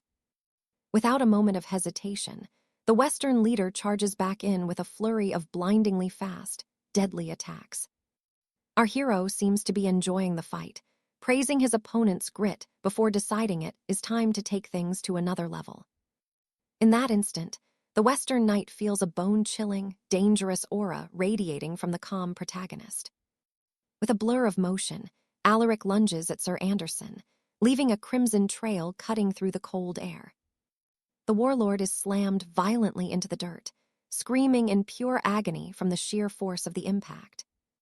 The hit is so brutal that Anderson is left shattered. 𝒂𝒂𝒏𝒅 stares him down, thinking humanity's strongest can't possibly give up now. He truly hopes the fight does not end here, and that the blonde knight can still stand to continue the battle. You and I can see it. The Grand Knight is shaken, finally realizing the terrifying strength of his opponent. His mind flashes back to a nightmare foe he once faced in the past called the Bone Collector. We see the knight battling a horrific beast. The monster was tier 5, with bones so dense that the battlefield became a river of blood. It was only after slaying that beast that he reached paragon rank and forged his legendary sword, 𝒂𝒂𝒓𝒔. Back in the present, the Western leader declares that his holy blade is completely and utterly indestructible. He believes that as the master of such a weapon, he cannot be broken either. He slowly retrieves his sword from the ground. Alaric watches with a grin, telling him it is a beautiful sight to see such unwavering resolve in a warrior. I know what you're thinking. How can this get any crazier? Well, watch closely because everything is about to change. He vows to fight with the intent to kill, and Alaric simply responds that he is looking forward to the challenge. Meanwhile, the commander panics, begging them to stop as the Grand Knight invokes his ultimate, forbidden skill, 𝒂𝒂𝒓𝒔. His weapon begins to glow with a blinding light. Alaric feels the earth-shaking vibrations and finds the whole thing very interesting. The Western Knight knows his ability does far more than just make the blade vibrate with power. He lets loose a devastating blow that triggers a massive, blinding explosion of pure white energy across the site. Without giving our hero a chance to breathe, the blonde charges forward with godlike speed. But Alaric just smiles, craving even more power. With a confident look, he tells his opponent to show him his true abilities. In the tower, the commander is in despair, saying this is not a duel anymore. He fears that if someone falls, it will spark a war. He shouts for his knights to intervene. The mage and girl agree, but the scholar explains that at paragon rank, only they can stop each other. And that's where we leave it. Trust me, you're going to want to see how this legendary duel ends. Stick with me here, because we're about to witness a legendary clash between two powerhouse knights. Lady Seraphina is sure Sir Alistair will be careful not to trash the citadel, but right then, boom, a massive blast rocks the tower. The red-haired noble looks totally embarrassed, realizing she might have seriously misjudged the young man's restraint. Archmage Valerius figures Alistair has always protected the kingdom of Avalon, so it was a fair guess to make. Seraphina admits her real worry is for Lord Barrett. Back in the fray, the great commander looks actually terrified. Alistair swings, carving a red arc of light through the air. As he surveys the wreckage, the Archmage fears the building will collapse. The dark-haired knight is just getting started. He wants to see Barrett's true strength. But the foundations are giving way. Meanwhile, the Western commander tells himself that no one can ever surpass his power. He yells that Alistair isn't special and lunges forward for a lethal, desperate stab. Now, watch this part closely. Alistair's reaction is just on another level compared to his rival. Realizing the commoners in the tower are in danger, he instantly flickers through the shadows to the other side of the room. Barrett spins around, startled by his speed, and swings wild. But Alistair, he just stands there, perfectly calm, holding his blade. With a grim stare, he asserts that this isn't the right place to settle their score. The tension is unbearable. The commander feels a crushing aura coming off the boy, and for the first time, he is absolutely petrified. In that moment, the warlord realizes he's in mortal danger and becomes hyper-alert to every movement. Alistair's red energy surges toward him like a tidal wave. Barrett wonders if he's actually feeling fear from just one blow. He cannot believe that he, the strongest man in the world, is actually trembling during this fight. He screams that there is no way this can be true and refuses to accept the reality of it. He charges back in with a massive wind attack, but Alistair stops the blow using a mysterious purple energy. The commander is paralyzed with shock. He is completely lost as to what just happened to him. Suddenly, his hand gets trapped inside a dark void rift. He screams in agony, unable to comprehend this terrifying power. Alistair tells him arrogance is a luxury for the truly strong. He calls the commander a weakling playing protector. The protagonist adds that his rival cannot even protect himself from this single move. And yeah, I know what you're thinking. It's time for the smackdown. Watch as he gets slammed into the floor. Our hero stands over the broken body of the fallen commander, who has finally been defeated. With a cold, victorious smile, Alistair reveals the name of that move. It was the back smash. Miles away, the ground shakes from the impact, and people in the streets look toward the citadel in terror. Somewhere else, a noble and a blonde girl feel the tremor too. The man smiles, telling her the real dance has begun. He starts taunting the young woman with a smirk, telling her to say her goodbyes because Barrett is currently pulverizing her master. He claims the boy is on his knees begging for life. But Alara snaps. She is not about to sit there and listen to this arrogant fool insult her master. The noble is stunned by the raw energy coming off her, while his partner just watches in surprise. Silas realizes she's strong for a rank 2 knight. Cedric shouts, asking if she really wants to fight, but his partner is intrigued. The girl responds with a cold yes, believing it is her right to stand her ground in this situation. In that moment, she remembers her master's advice, to always be strong and imposing regardless of the enemy. He told her never to underestimate an opponent, but also to never back down from a challenge. Back in the present, Alara summons a massive blade and warns the man he is going to regret this. Cedric loses it. He cannot believe a little girl is actually challenging him and starts screaming for his colleague to help. Silas just tells him to shut up and act with some dignity for once in his life. Cedric tries to agree, but the blonde girl doesn't waste any time and strikes from behind. Just as she is about to land the hit, a blue aura erupts. She screams as the energy halts her blade. Silas asks if she's really that mad. He offers an apology for Cedric's rudeness and asks her to stop the fight. But she's furious. She asks why she should stop when that loudmouth was the one who started this whole thing. He dragged her master's name through the dirt and didn't even have the decency to apologize for it. So what do you and I take from this? Never insult a master in front of his student, because she's ending this now. All right, stick with me, because this battle is about to reach a whole new level of insane.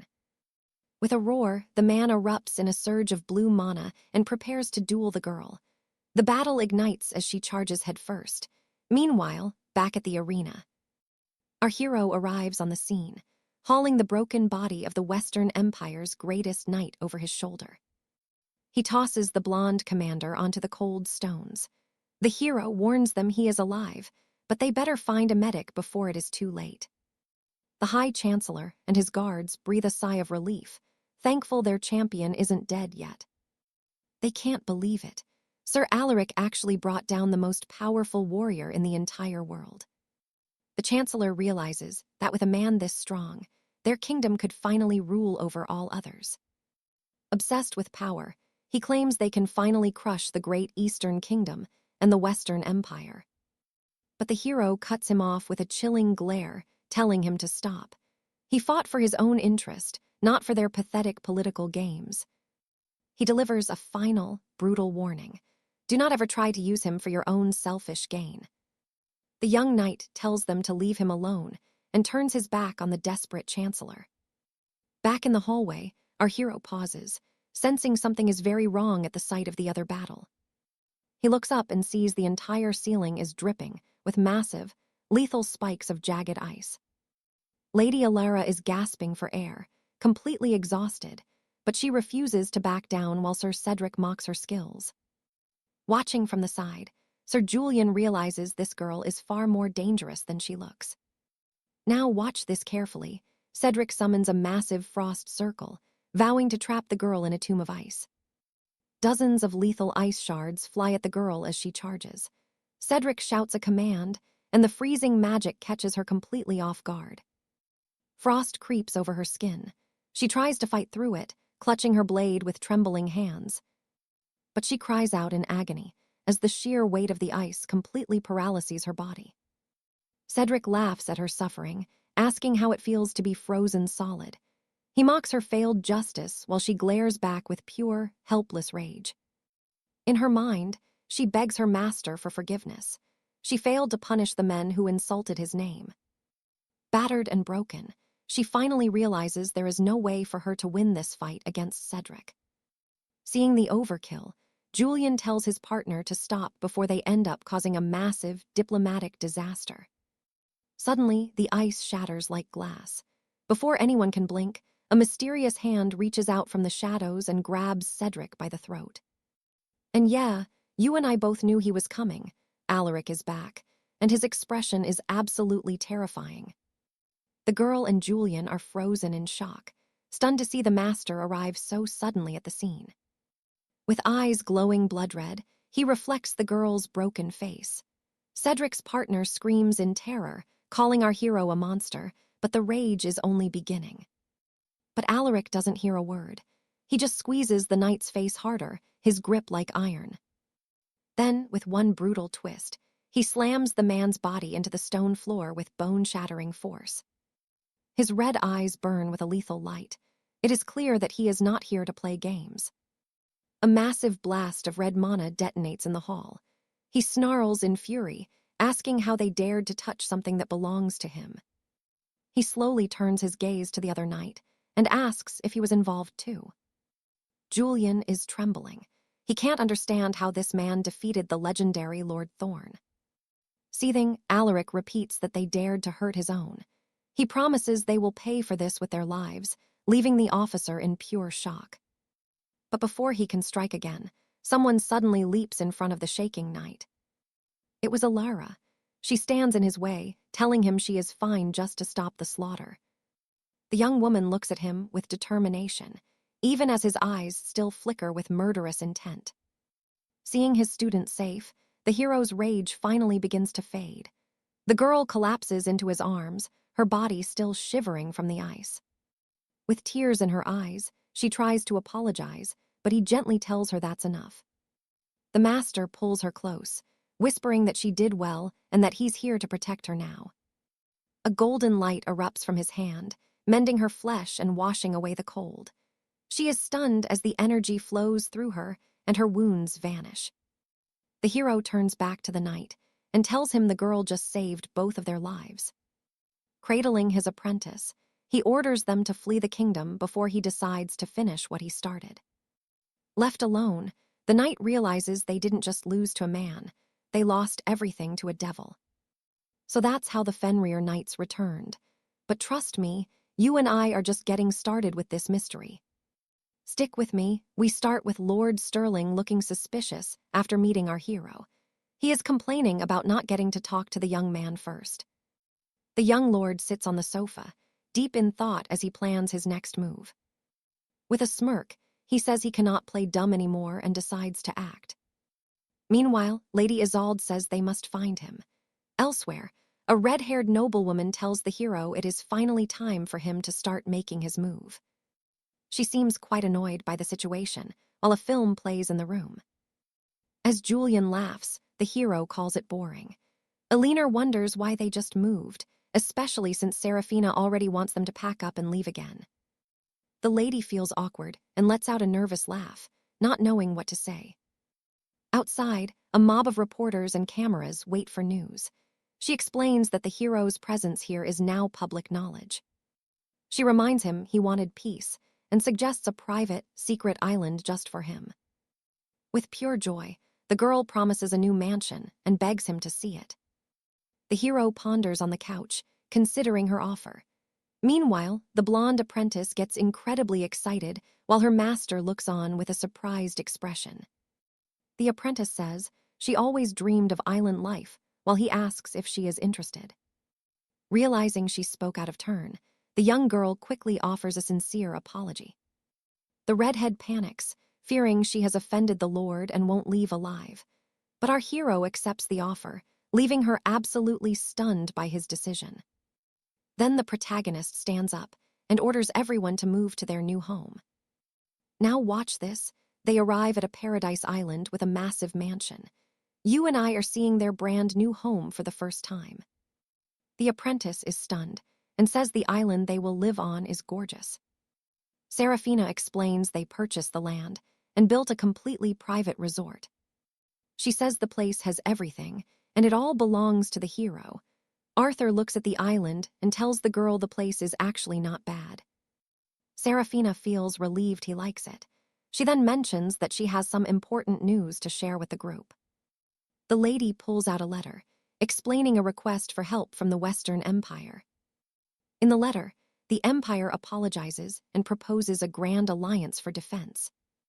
She explains that if a powerful foe appears, both nations will support each other. Also, if the young man accepts their missions, all his expenses will be covered. The details will come later, but the final choice is entirely up to our hero. Arthur says he does not care about the Western Empire, but Aleena still seems annoyed. He thinks defeating a foe like Duke Blackwood could be quite fun. With a grin, Arthur says it sounds like fun and accepts the alliance. You saw that, right? Even Seraphina is confused as he confirms the agreement. Relieved, the redhead thanks him and finally seems to be much more at peace. Next, she suggests forming a new team of knights with him as the leader. The two talk while Aleena listens in complete shock.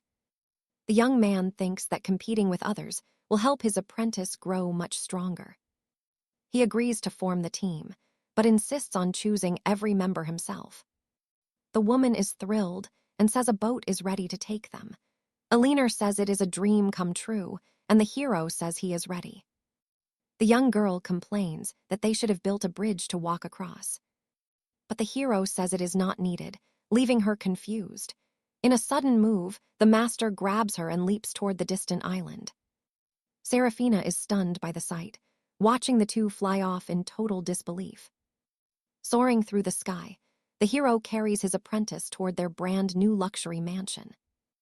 Meanwhile, on the island, a butler named Barnaby hurries the staff for the arrival. Suddenly, he hears a strange sound and looks up, completely puzzled. Then, our hero majestically lands with the girl in his arms, shocking everyone present. With eyes full of wonder, the young girl thanks her master for the flight. The staff are left speechless, while the apprentice gets excited about their new palace. Seeing their shock, Arthur asks if they arrived too early. Barnaby quickly recovers and informs the group that they had actually been waiting for his arrival. The man introduces himself as Barnaby, manager of the estate, promising the finest service. With a slight grin, the hero approves of the butler's professional attitude. With that, Barnaby invites them inside the mansion to see all the facilities. The young lady is stunned by the interior, saying it looks like a 5-star hotel. The interior looks decent, but he wants more. Trust me, you and I need to see what's next. Lord Arthur challenges his steward to show their true worth. The head of the house presents his finest knights and chefs, promising their new master absolute satisfaction. Now, you and I are going to watch as Arthur enjoys a massive feast and some games. Even his young squire, Aleena, gets in on the fun, playing games on the manor grounds with the household staff. While the hero relaxes on a sund, the steward asks if everything is perfect. Checking his device, the young man admits this noble life is actually pretty sweet. Suddenly, a message pings on his screen. With a sly grin, he realizes that things are finally about to get interesting for him. Without warning, a massive mechanical vessel descends from the clouds and touches down on the estate lawn. Arthur and Aleena look up to see who has arrived. From the mechanical vessel descends a man in a fine coat who says it has been a long time. He thanks Arthur for accepting the invitation, while the young girl offers a polite, respectful bow. The visitor then introduces a companion, Lady Sarah, the kingdom's newest Grade A warrior. Now pay attention, because this is where the vibe shifts. The newcomer glares at Arthur, doubting if he is truly the legendary knight from all the rumors. She watches him take a casual drink, wondering if this lazy man is really a famous Grade S warrior. Disappointed, she scoffs at the sight. In her head, she calls him a total bum and questions why such a small girl is even by his side.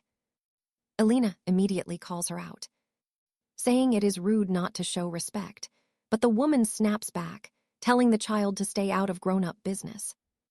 Furious, the blonde retorts that she is no child. Sarah just complains to her partner, saying she wanted to meet a real warrior, not this trash. Getting bored, Arthur tells them both to leave if they are just going to waste his time. The diplomat apologizes, calling her young and naive, but the hero actually finds her attitude quite entertaining.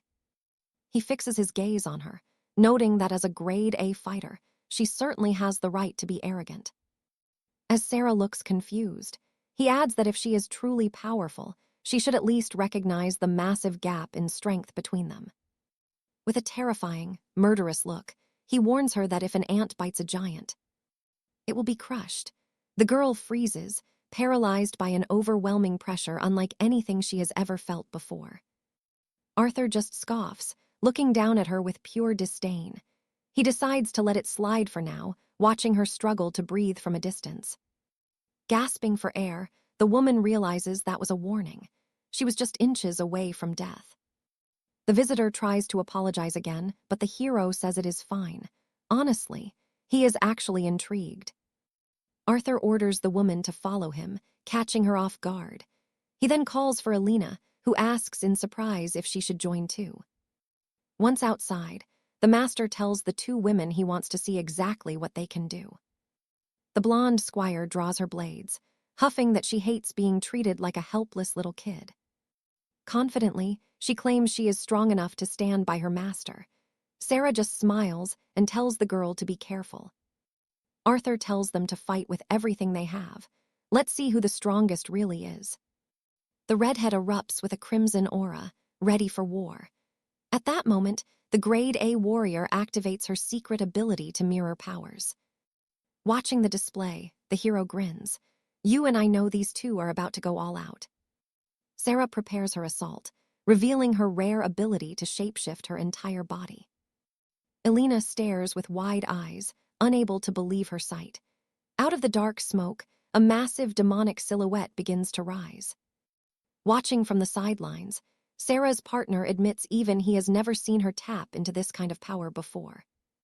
Then, the woman reveals her ultimate form, transforming into a terrifying red draconic beast. With a smirk, Arthur analyzes the skill. He checks her stats and realizes her base attributes are actually nothing special. The dark-haired man notes that this transformation ability manifests differently for every single person. Still, he admits the result is impressive. The master never expected her to change into such a high-level, ancient creature. Completely stunned, his disciple can barely even manage to speak a word. She stares at the creature's jagged horns as a memory flashes back. Alina recognizes this monster as the Red Fiend from the Academy Rift. Seeing her reaction, Arthur smiles. It looks like an old ghost has returned to haunt them. He turns to the young girl with his swords ready, asking what her next move will be. The beast mocks the girl, asking why she is standing there shaking. She taunts her, asking if she is still scared of the enemy that once broke her. But the girl grips her sword tightly and firmly declares that she isn't afraid of anything anymore. With a fierce look, Alina says this is the moment you and I finally wanted. All right, you and I are about to watch a girl turn her grief into pure, blue-hot vengeance. The monster is stunned as the young knight charges without a second thought, her holy blade glowing with a blinding, intense light as she dives straight in. The impact of their clash is so massive, the entire island fortress begins to shake to its core. Inside the manor, the knights look up in terror, paralyzed by the sheer power of the tremors. One servant frantically asks the steward if the stone walls will hold before everything comes crashing down. Calmly, the steward says the masonry can take it, and they better get used to the chaos. He says these fights will be happening quite often now. Even in her beast form, the lady is shocked by the speed and raw power of her tiny opponent. She conjures a sphere of dark magic, confident she can stop the girl's momentum right in its tracks. Drawing on her cursed power, the redhead fires a crimson blast toward her foe. But Alara manages a graceful, agile dodge, keeping her focus locked on the duel. Using that momentum, the squire spins through the air, coming down hard with both of her enchanted swords. But the beast dodges, landing a brutal spinning kick that sends the young knight crashing into the dirt with bone-shattering force. Giving her zero time to recover, Scarlet flies forward like a crimson streak, aiming to finish the job. The two trade a flurry of lightning-fast strikes in a blinding display of magic, steel and sparks. The lady gathers a fresh ball of red energy, blasting her rival and sending her soaring into the sky. Alara screams in pain as the blast tears into her. Scarlet laughs, telling her to watch out while prepping another attack. Without missing a beat, the transformed lady unleashes an even more devastating wave of power at her rival. Watching from the sidelines, Sir Alaric is impressed, noting she used that exact same skill before. Now pay attention here. A massive wave of red energy swallows the defenseless girl whole. It explodes with devastating force, leaving nothing but a thick cloud of dust. While the butler stands there stunned, our hero Alaric actually looks like he is enjoying the whole show. Panting, the adversary mocks her for underestimating a rank a warrior, but then she looks up, totally confused by what she sees. The apprentice is completely unharmed, using the enemy's own head as a springboard to launch back into the air. In one smooth motion, she levels her blade for the final, decisive strike.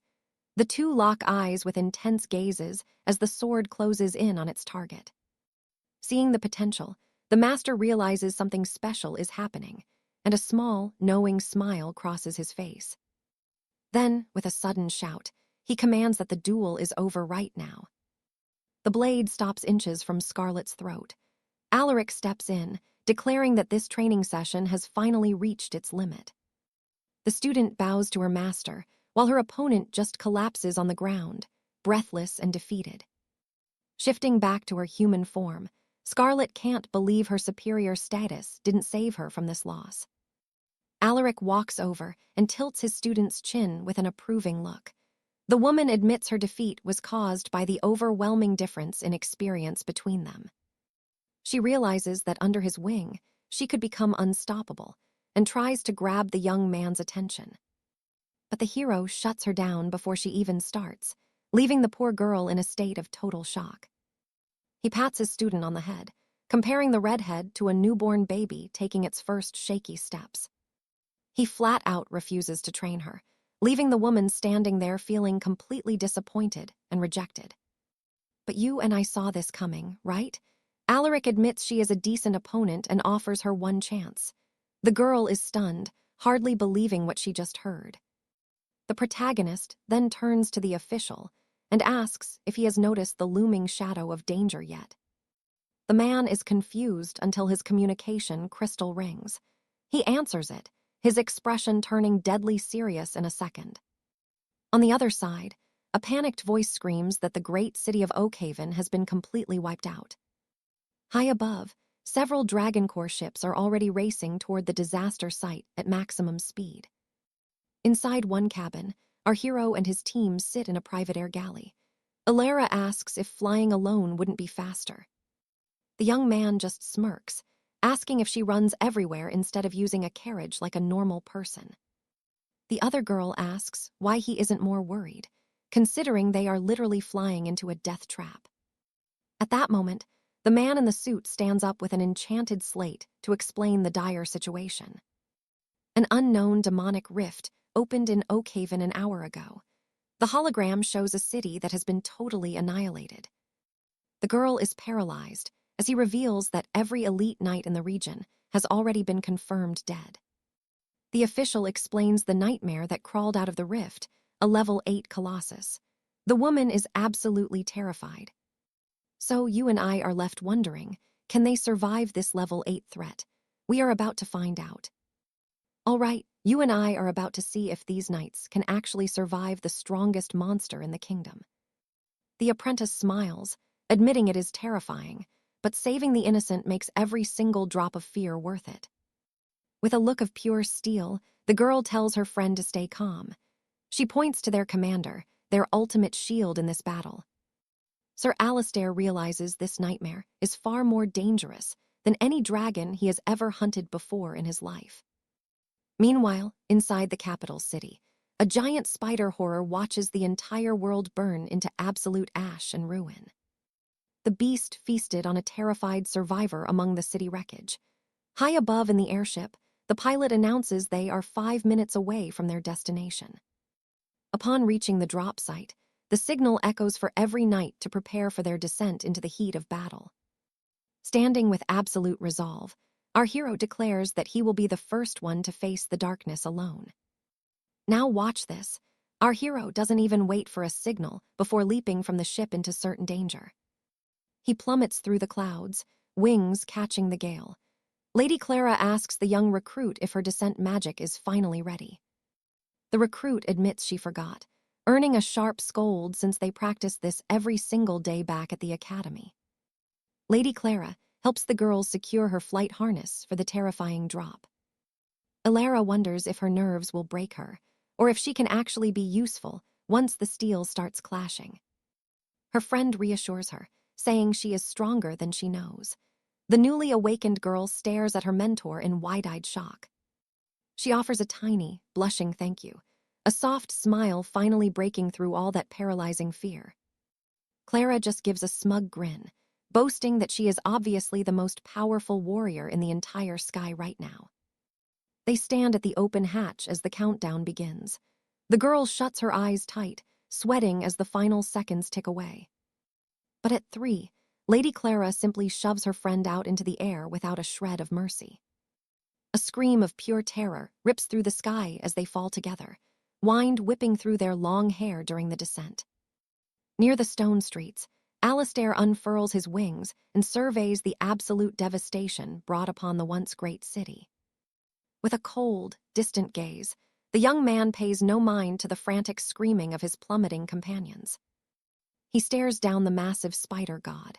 Floating high, the protagonist opens a void rift to pull his legendary weapon.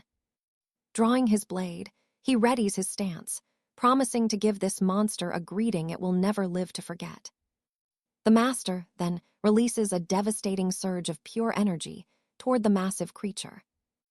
On the ground, a noblewoman named 𝒀𝒂𝒏𝒆𝒅 in terror, staring into the many eyes of the beast she calls a monster. She closes her eyes, accepting her grim fate, just as the hero's light begins to descend from the sky. You and I both know that look. That's the face of someone who just saw a miracle falling. The energy explodes against the beast, shielding her and kicking up a massive cloud of gray dust and debris. In midair, Clara tells her friend to activate their enchanted boots. She draws her twin blades from the rift, ready for the kill. She slams down in front of the noble, crossing her swords to block the path of the giant monster. Thus, she shields the purple-haired lady from the crushing pressure of the blast, aimed directly at the spider's head. Turning back, Clara asks if she is unharmed. She introduces herself, stating they are the knights sent from the capital of 𝒀𝒂𝒏𝒆𝒅 to save them. However, the spider horror seems completely unfazed by the massive energy strike. Sir Alastair looks on, slightly puzzled that his initial strike failed to tear through the monster's hide as he intended. He calls the beast a truly hideous anomaly, admitting with a sharp smile that he has never faced such a creature. Suddenly, a shimmering status window appears, revealing the terrifying name and divine traits of this massive, dark entity. The screen also explains the beast arrived here through a strange, ancient blood contract. With a confident smirk, the hero floats higher, asking if this thing is really nothing more than a pathetic, exiled god. But the protagonist reveals that he is also an exiled god, just like his monstrous opponent. Gripping his sword, the dark-haired warrior prepares to truly test the limits of his enemy. With a wild, excited grin, he lunges forward, eager to see exactly how much pain this godlike creature can actually endure. He dives at blinding speed, staring straight into the many crimson eyes of his foe. With a heavy swing, the boy delivers a blow that shatters the air itself, creating an explosion that buries the city in dust. As the shockwave hits, someone screams a warning while the noblewoman watches the earth-shattering power with a look of pure, frozen shock. And that's where we leave it. Trust me, you'll want to see the fallout of this god-tier clash. The knights watch the chaos with grim focus, while Koharu stands frozen in utter shock. With a shaking voice, the purple-haired lady gasps, asking what that monster even is. Stick with me, you and I are about to see a god-tier clash. As the spider is swarmed, the apprentice reveals that the winged warrior is her master. Confused, the girl asks if that soaring awakened isn't actually an enemy from the abyss. The young knight smiles, asking if her lord isn't magnificent, leaving the Japanese noblewoman completely speechless. She tells her not to fear the beast. Her master will slay this titan alone. But when help is offered, Koharu snaps back. Standing tall, she sneers that this apprentice is no better than a low-rank commoner from some failing house. She screams that she needs no help from them and demands they stay out of her way. Suddenly, the transformed redhead calls her ungrateful to the heroes who just saved her. The creature keeps mocking her, saying she is just as pathetic as her golden-haired friend. But the beast warns they should stop bickering. Both girls suddenly freeze as they feel something massive and ancient looming right over their heads. That titanic spider was still standing, completely unfazed by the heroes' relentless storm of attacks. A divine window names the beast as young 𝒂𝒂𝒏𝒆𝒅, and it lets out a roar. The ladies draw their steel, facing the nightmare with dread. Nori agrees she wants to teach this girl respect. But right now, it is a fight for survival. The spider screeches, preparing to launch its next assault. The master dives from the clouds, hurtling like a meteor toward the beast. At that moment, the giant horror spits a massive, sticky web to snatch him from midair. Now pay attention because this looks bad. The hero is caught, completely bound by the enemy's silk. Yet, even as he is tangled, our boy doesn't look worried at all. The creature yanks the web with monstrous strength, slamming the hero toward the earth. He hits the ground with a thunderous explosion, sending a massive wall of dust skyrocketing. Through the thick haze, he cuts himself free, cursing the monster as an annoying pest. He grips his blade, but realizes steel won't bite into this thing's hide. Our hero admits that at this rate, a standard victory is simply off the table. The spider screeches in triumph, sure that it has finally crushed its tiny human fly. But with eyes burning crimson, the master grins, knowing exactly how to end this little game. You and I are finally seeing it, his ultimate power. A dark aura explodes as he prepares to reveal his true form for the first time in this world. He transforms into a demonic lord with wicked horns, facing the anomaly with pure malice. A violent gale erupts before the multi-eyed horror. The two women watch in awe, stunned by the pressure. Seizing the beast's massive leg, the demon lord laughs.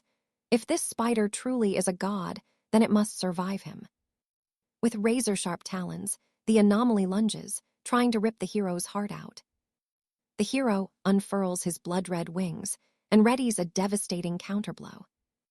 He lunges, shattering the ground beneath him and smashing the creature's jaw so hard it goes flying into the air. The beast crashes down, landing on its back. Desperate, it sprays a frantic barrage of webs at him. But the master is a blur of speed, dancing through the lethal silk. Smiling, he wonders if this monster can handle his real strength. Then, a blur of lightning-fast punches rains down. Seeing his bare fists aren't enough, he pauses to study the spider's movements. He admits its hide is impressive, but wonders if those many eyes can take the heat of his next strike. With lethal intent, he drives a fist straight into the spider god's eye, unleashing a shockwave of raw energy. The creature erupts into a high-pitched, bone-chilling scream of agony. The women clutch their ears as the sound tears through them. Above, the hero watches his handiwork. Seizing the opening, the protagonist drops like a falcon onto the beast. In one brutal motion, the demon lord rips a massive leg clean off. He grins. Every monster has a breaking point, doesn't it? He notes its tough armor, but wants to see if it survives being impaled by its own limb. He drives the severed leg down like a holy stake into the monster's heart. He looks satisfied, but suddenly, a strange purple mist begins to leak from the beast. Trust me, you and I aren't done yet. More smoke pours out as the beast screams again, forcing the hero to guard his face. Stick with me. Lord Alistair is in trouble as that vile purple mist starts choking the life out of him. He grits his teeth, realizing this isn't some common venom. This stuff is actually a massive problem. The beast brags about its void poison, but his loyal squire refuses to watch her master suffer and leaps into the fray. She lunges at the toxic monster, swinging her heavy blade with everything she has. The Eastern princess watches on, pride stinging as she refuses to let her kingdom be seen as weak for accepting help from outsiders. Seeing an opening, she signals the royal guard to move in immediately. The blonde warrior delivers a crushing strike, smashing right into the airborne beast with sheer force. Suddenly, Alastair roars for his student to retreat immediately, while she glances back at her confused, red-haired knight in a state of total panic. Meanwhile, the spider terror keeps flooding the battlefield with rot, leaving the transformed noblewoman gasping in shock as the venom spreads. She snaps that she should have warned her sooner as they both scramble to escape the toxic clouds. The Eastern princess freezes in terror, asking what is going on since she has not even cast a spell yet. Nora grabs her, hauling the princess over her shoulder while they bolt through the toxic mist. She warns that if she wants to live, she must keep running. With a grim expression, the Lord Commander commands his squire to evacuate the area at once. Now, pay attention. He warns that this divine venom is so potent it could melt flesh right off the bone. But our hero isn't backing down.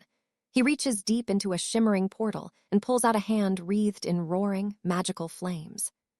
Surrounded by fire, he mocks the beast, asking if its puny poison can survive a dragon's breath. The fire erupts into a massive cyclone, roaring toward the monster. Seeing this power, the giant aberration actually starts to shrink back in terror. Alastair laughs at the creature for daring to call itself a deity. He flies straight at his foe, calling it a total disappointment as he readies the final blow. The winged knight unleashes a devastating blast of holy golden fire directly at the monster.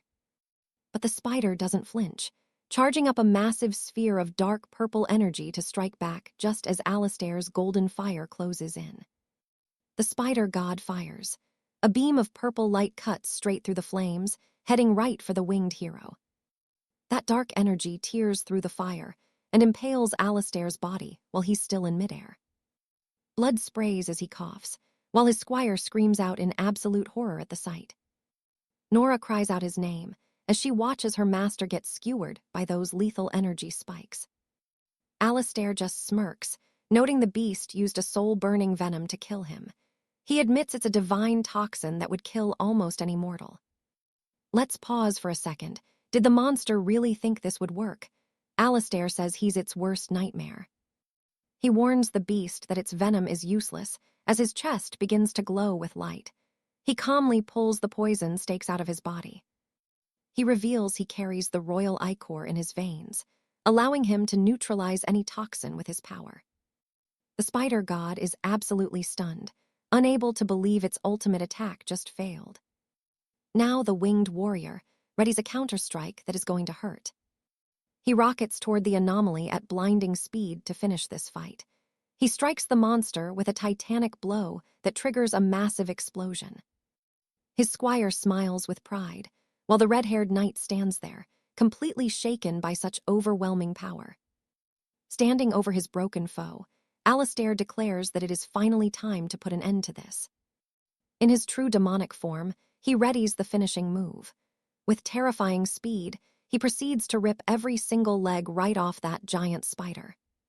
The princess watches in total silence, her mind unable to process the sheer brutality of the scene. The beast howls in agony, thrashing wildly under the relentless assault of the winged lord. The giant aberration is finally done, crashing headfirst onto the stone road. Alastair looks down at the wreckage, looking calm and very satisfied. He tosses the severed spider, legs to the ground like they're nothing but trash. He lands softly on the monster's skull, walking right between its massive, dead eyes. Charging a sphere of raw energy, he admits the fight was actually quite fun, but tells the beast it's time to die before blasting its skull into pieces. With one last bang, the spider detonates, and the long battle finally comes to a close. Suddenly, a glowing pink soul crystal drops from the remains.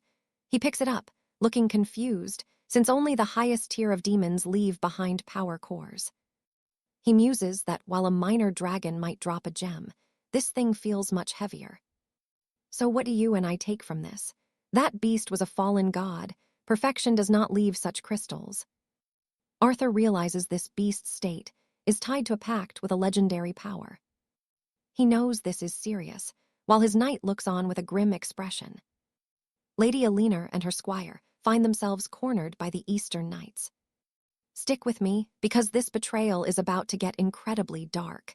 The Eastern commander sneers that if the world knows a smaller kingdom saved them, their glory is ruined. Now, Alenar must die. Alenar is fuming, remembering how they begged for help when the monsters were slaughtering them. She asks if they truly mean to kill the very people who saved their lives. Catherine just smirks, claiming it is not betrayal if they were never truly allies anyway. The young squire is outraged that they came to defend this land and now face execution. The commander screams that she is an elite knight, simply protecting the honor of her realm. She laments their interference and orders them to vanish forever. Purple light spears are aimed directly at our two heroines as the atmosphere grows heavy. Without that S-rank grandmaster around, she believes they can easily slaughter both of the women. Now pay attention here. Watch what happens when a true monster arrives. Arthur slams down, shattering the earth and sending debris flying everywhere. The Eastern squad recoils in shock, shielding their eyes from the massive impact. Catherine freezes in terror, unable to process what just landed. Arthur stands there, calm and cold, asking exactly what is going on with this mess. He warns them he will end this quickly, as their pathetic behavior has deeply offended him. Catherine is seething, thinking that if the hero had arrived a minute later, they would have won. Alenar explains everything simply. They saved these men, but the debt was paid with steel. Now that they feel humiliated by being rescued, they want to kill every witness to their shame. You and I both know Arthur doesn't play around. With glowing eyes, he commands them to stop, and an invisible force hammers the entire squad into the dirt. They struggle, terrified by this unknown and overwhelming power. Their bodies are pinned, and one man feels like an invisible hand is crushing his very ribs. One soldier admits this grandmaster is beyond them, but Catherine snaps at him. She warns that reinforcements are close, and not even Arthur can survive the full might of their kingdom.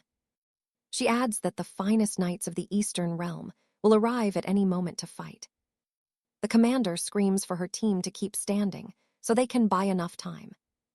Arthur says he almost let them go out of respect, but their dark aura has changed his mind. He threatens to erase them from history, so no one ever knows they even existed. Suddenly, Alenar rushes forward to stop her master, begging him not to go that far. She insists it is unnecessary to reach such a bloody conclusion. Alenar tells Catherine that despite being betrayed, her oath to protect the innocent hasn't changed one bit. She proposes a fair one-on-one duel to settle the score right here and right now. If Alenar wins, they walk away, but if she loses, they will remain silent about the incident. She insists on handling this alone, without any intervention from her powerful master. She fears his involvement will cause too much collateral damage. Nearby, the dragon beast wonders why they even bother worrying about these ants. With a pleading gaze, the young knight asks her master to permit the sacred duel. Arthur finds her bravery quite amusing and decides to let her fight her own battle. He swears upon the name of the Demon King that he will not interfere in the fight. Catherine is furious, but her companion sees a chance. He whispers that they can use this duel to buy time for the reinforcements and asks her to trust him. The Eastern swordsman steps forward, refusing to be intimidated by a mere knight from Albion. The warrior faces Alenar, while the rest of the group watches the tension reach its peak. With a smirk, Arthur tells his student to show him the fruits of her hellish training. She takes her stance and then launches.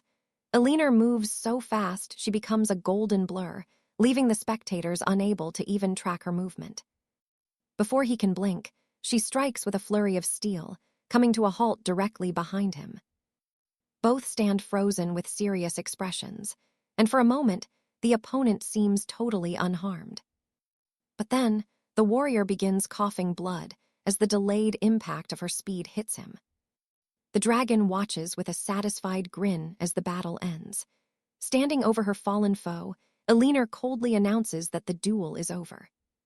And trust me, you and I just witnessed a legend in the making. Catherine is absolutely speechless. Trust me, you and I are about to see a debt settled in the most epic way. Lord Alaric notes her progress and honors his word, but warns her to flee now if she values her life.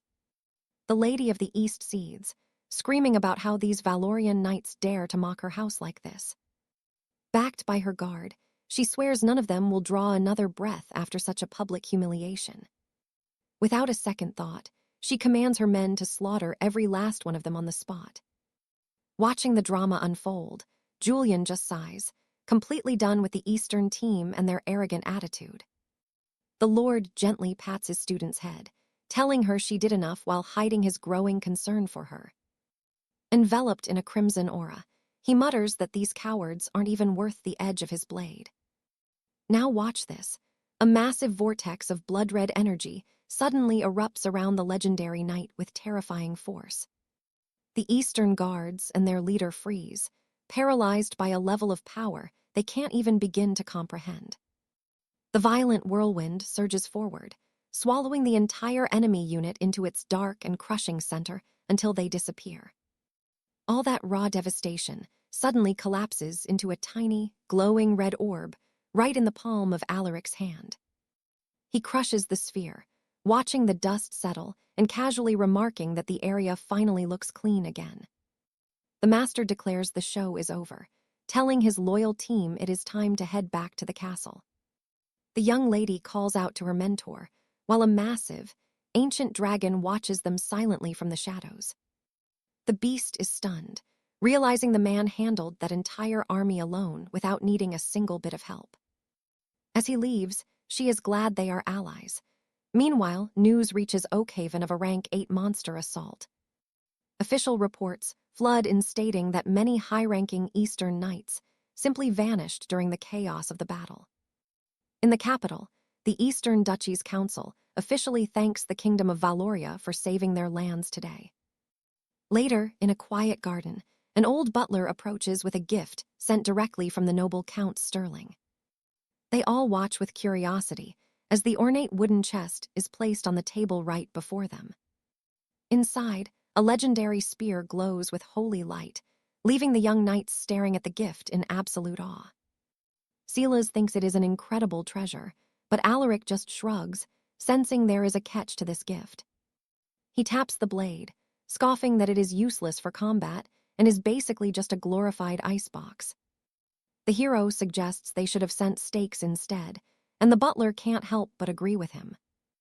Let's pause here, because everything changes the moment he senses something sinister approaching their private island, leaving the steward worried.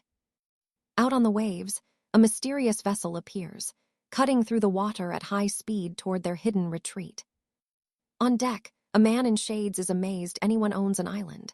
Certain the owner must be rank S. The strangers step ashore with their bodyguards, while the head butler apologizes for the unannounced and sudden intrusion.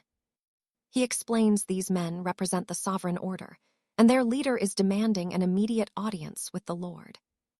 The butler tried to turn them away since Alaric is on holiday, but now he is ready to expel them. But the black-haired lord stops him, telling the butler there is no need to chase them away just yet. He thinks the leader is either very brave or very stupid for coming here, unarmed against someone so strong. With a sharp grin, the master admits he is curious, while the young lady watches him with nervous eyes. He prepares to greet them, but the visitors stop dead, wondering if they just walked into a demon lair. Their leader starts trembling, realizing the man in front of him is far beyond any normal rank S knight. Radiating a dark aura, he asks if this is the man seeking him, inviting the visitor to state his purpose. They eventually sit down in the grand hall to begin their tense negotiations with the uninvited and rude guests. As the butler serves cold chocolate, the guest is baffled that a man with such a demonic presence loves sweets. Alaric tells him to get to the point, making it clear he does not have time for useless chatter. The guild leader chokes on his drink, nearly collapsing under the sheer weight of the protagonist's massive spiritual pressure. Shaking, the man drops to the floor and bows, begging the Lord to accept their official and prestigious invitation. Without blinking, Alaric gives a flat no. Meanwhile, at the Knights' Association, the mysterious plot continues to thicken. An official scans his crystal tablet, trying to figure out where this obscure and small sovereign order came from. And trust me, you and I won't want to miss what comes next as this mystery unfolds. Stick with me. We are about to witness how one mysterious and powerful knight is currently turning the entire kingdom upside down with his very presence. The Lord is stunned, wondering if that insane S-rank knight is actually working with them. Looking grave, he demands his advisor provide every single detail about what is happening right now. The squire explains that the master of House Heirs has been hunting this legendary knight for quite a while. The Lord admits they are watching the hero, but they cannot track his every move in the shadows. Now pay attention, because the advisor just revealed the order was spotted traveling toward the distant western shores. They reach the Isle of Mist for a secret meeting. The Lord panics, wondering why anyone would ever dare to seek out such a lethal and unstable warrior. He immediately orders his man to uncover every word spoken during that dangerous encounter between the two parties. The Lord believed he had the hero under control and cannot fathom why an elite noble got involved. He realizes that if they join forces, the balance of power in the realm will shift forever. Terrified, he knows he must act immediately. The Lord picks up his communication stone and reaches out to a mysterious man named Lord Sterling. With a grim expression, he warns Sterling that there is some very urgent business that needs his attention. The Lord mentions the deal he once refused, promising to reconsider if the mercenary agrees to take this job. Sterling sounds intrigued by the new offer and asks for more specific details about the task at hand. Back on the island, the master of House Heirs is on his knees, desperately begging Arthur to explain why he refuses to join his order. Arthur stares back coldly, giving a simple answer. The man is absolutely useless to his plans. He adds that the man's life is worth no more than a pebble under his boot. Yet, he still had the sheer audacity to trespass on the hero's sacred territory. The master orders him to leave at once, as he refuses to waste another second on someone so pathetic. But the leader refuses to budge, insisting he cannot return home without securing this alliance. He knew from the start he needed this legendary knight. Without his overwhelming power, House Heirs would simply crumble and have no future in this kingdom. I know what you're thinking, but he actually shouts back, arguing that his men have fought to the death even if they seem weak. He suggests they could serve as frontline support, while the blonde master watches from the sidelines. He even offers to serve as common cleaners for the estate, begging for a single chance and promising to obey any command. Smirking, the hero asks if the man is truly willing to do absolutely anything he demands. Intrigued, the master turns around and admits that the visitor's desperate offer is actually quite interesting. The master finally grants him a chance, leaving the leader completely stunned. He asks again if they will truly do anything, and the man confirms his loyalty immediately. Smiling, the hero says that is perfect, then tells the man to finally prove his worth and skill. Then, the master orders them to begin by dismantling the Union of Mages, leaving them speechless. Moments later, the visitors are already on their ship, sailing far away from that terrifying island. On the deck, the leader worries the task is impossible, but without Arthur, they have no hope. He admits they are doomed unless they topple the 3 great noble houses. He orders his men to start investigating immediately, promising they will all be rich beyond their wildest dreams. Back on the island, the young apprentice asks her master why he gave such an insane command. Arthur replies that there was no real reason, especially since completing such a task is completely impossible. She explains the Union controls over 100 lesser orders and 3 massive dominant powers: House Draconis, the elite Valkyrie Order, and the legendary Crimson Blades of the South. As Alara listens in silence, the master admits he knows they will likely fail, leaving her confused. He explains that if they somehow manage to achieve the impossible, they will finally be worth keeping around as useful tools. With a sinister grin, he says success is not the point, as he has a different use for them. The apprentice is horrified to realize they are just being used as bait to start a war. With eyes full of pure hatred, Arthur asks if she truly believes he has forgotten his dark past. He vows to slaughter every person involved in the death of his beloved matriarch. He declares these visitors will be the spark for his bloody revenge, leaving the young woman absolutely terrified. His other ally agrees they deserve the coming storm, and that their end will be slow and agonizing. The scene shifts to a grand manor, situated in the heart of the kingdom's bustling capital city. Inside, the master of house heirs is confronted by a mysterious woman.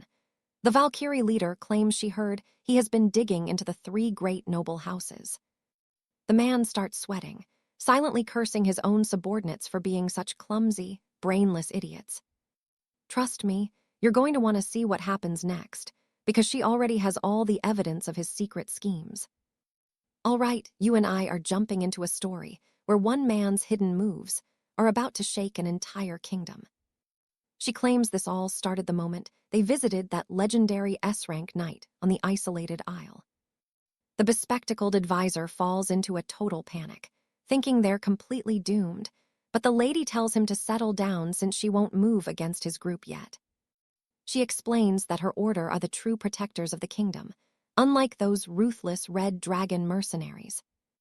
All she wants to know is what kind of dark pact was made with that legendary warrior to make this happen.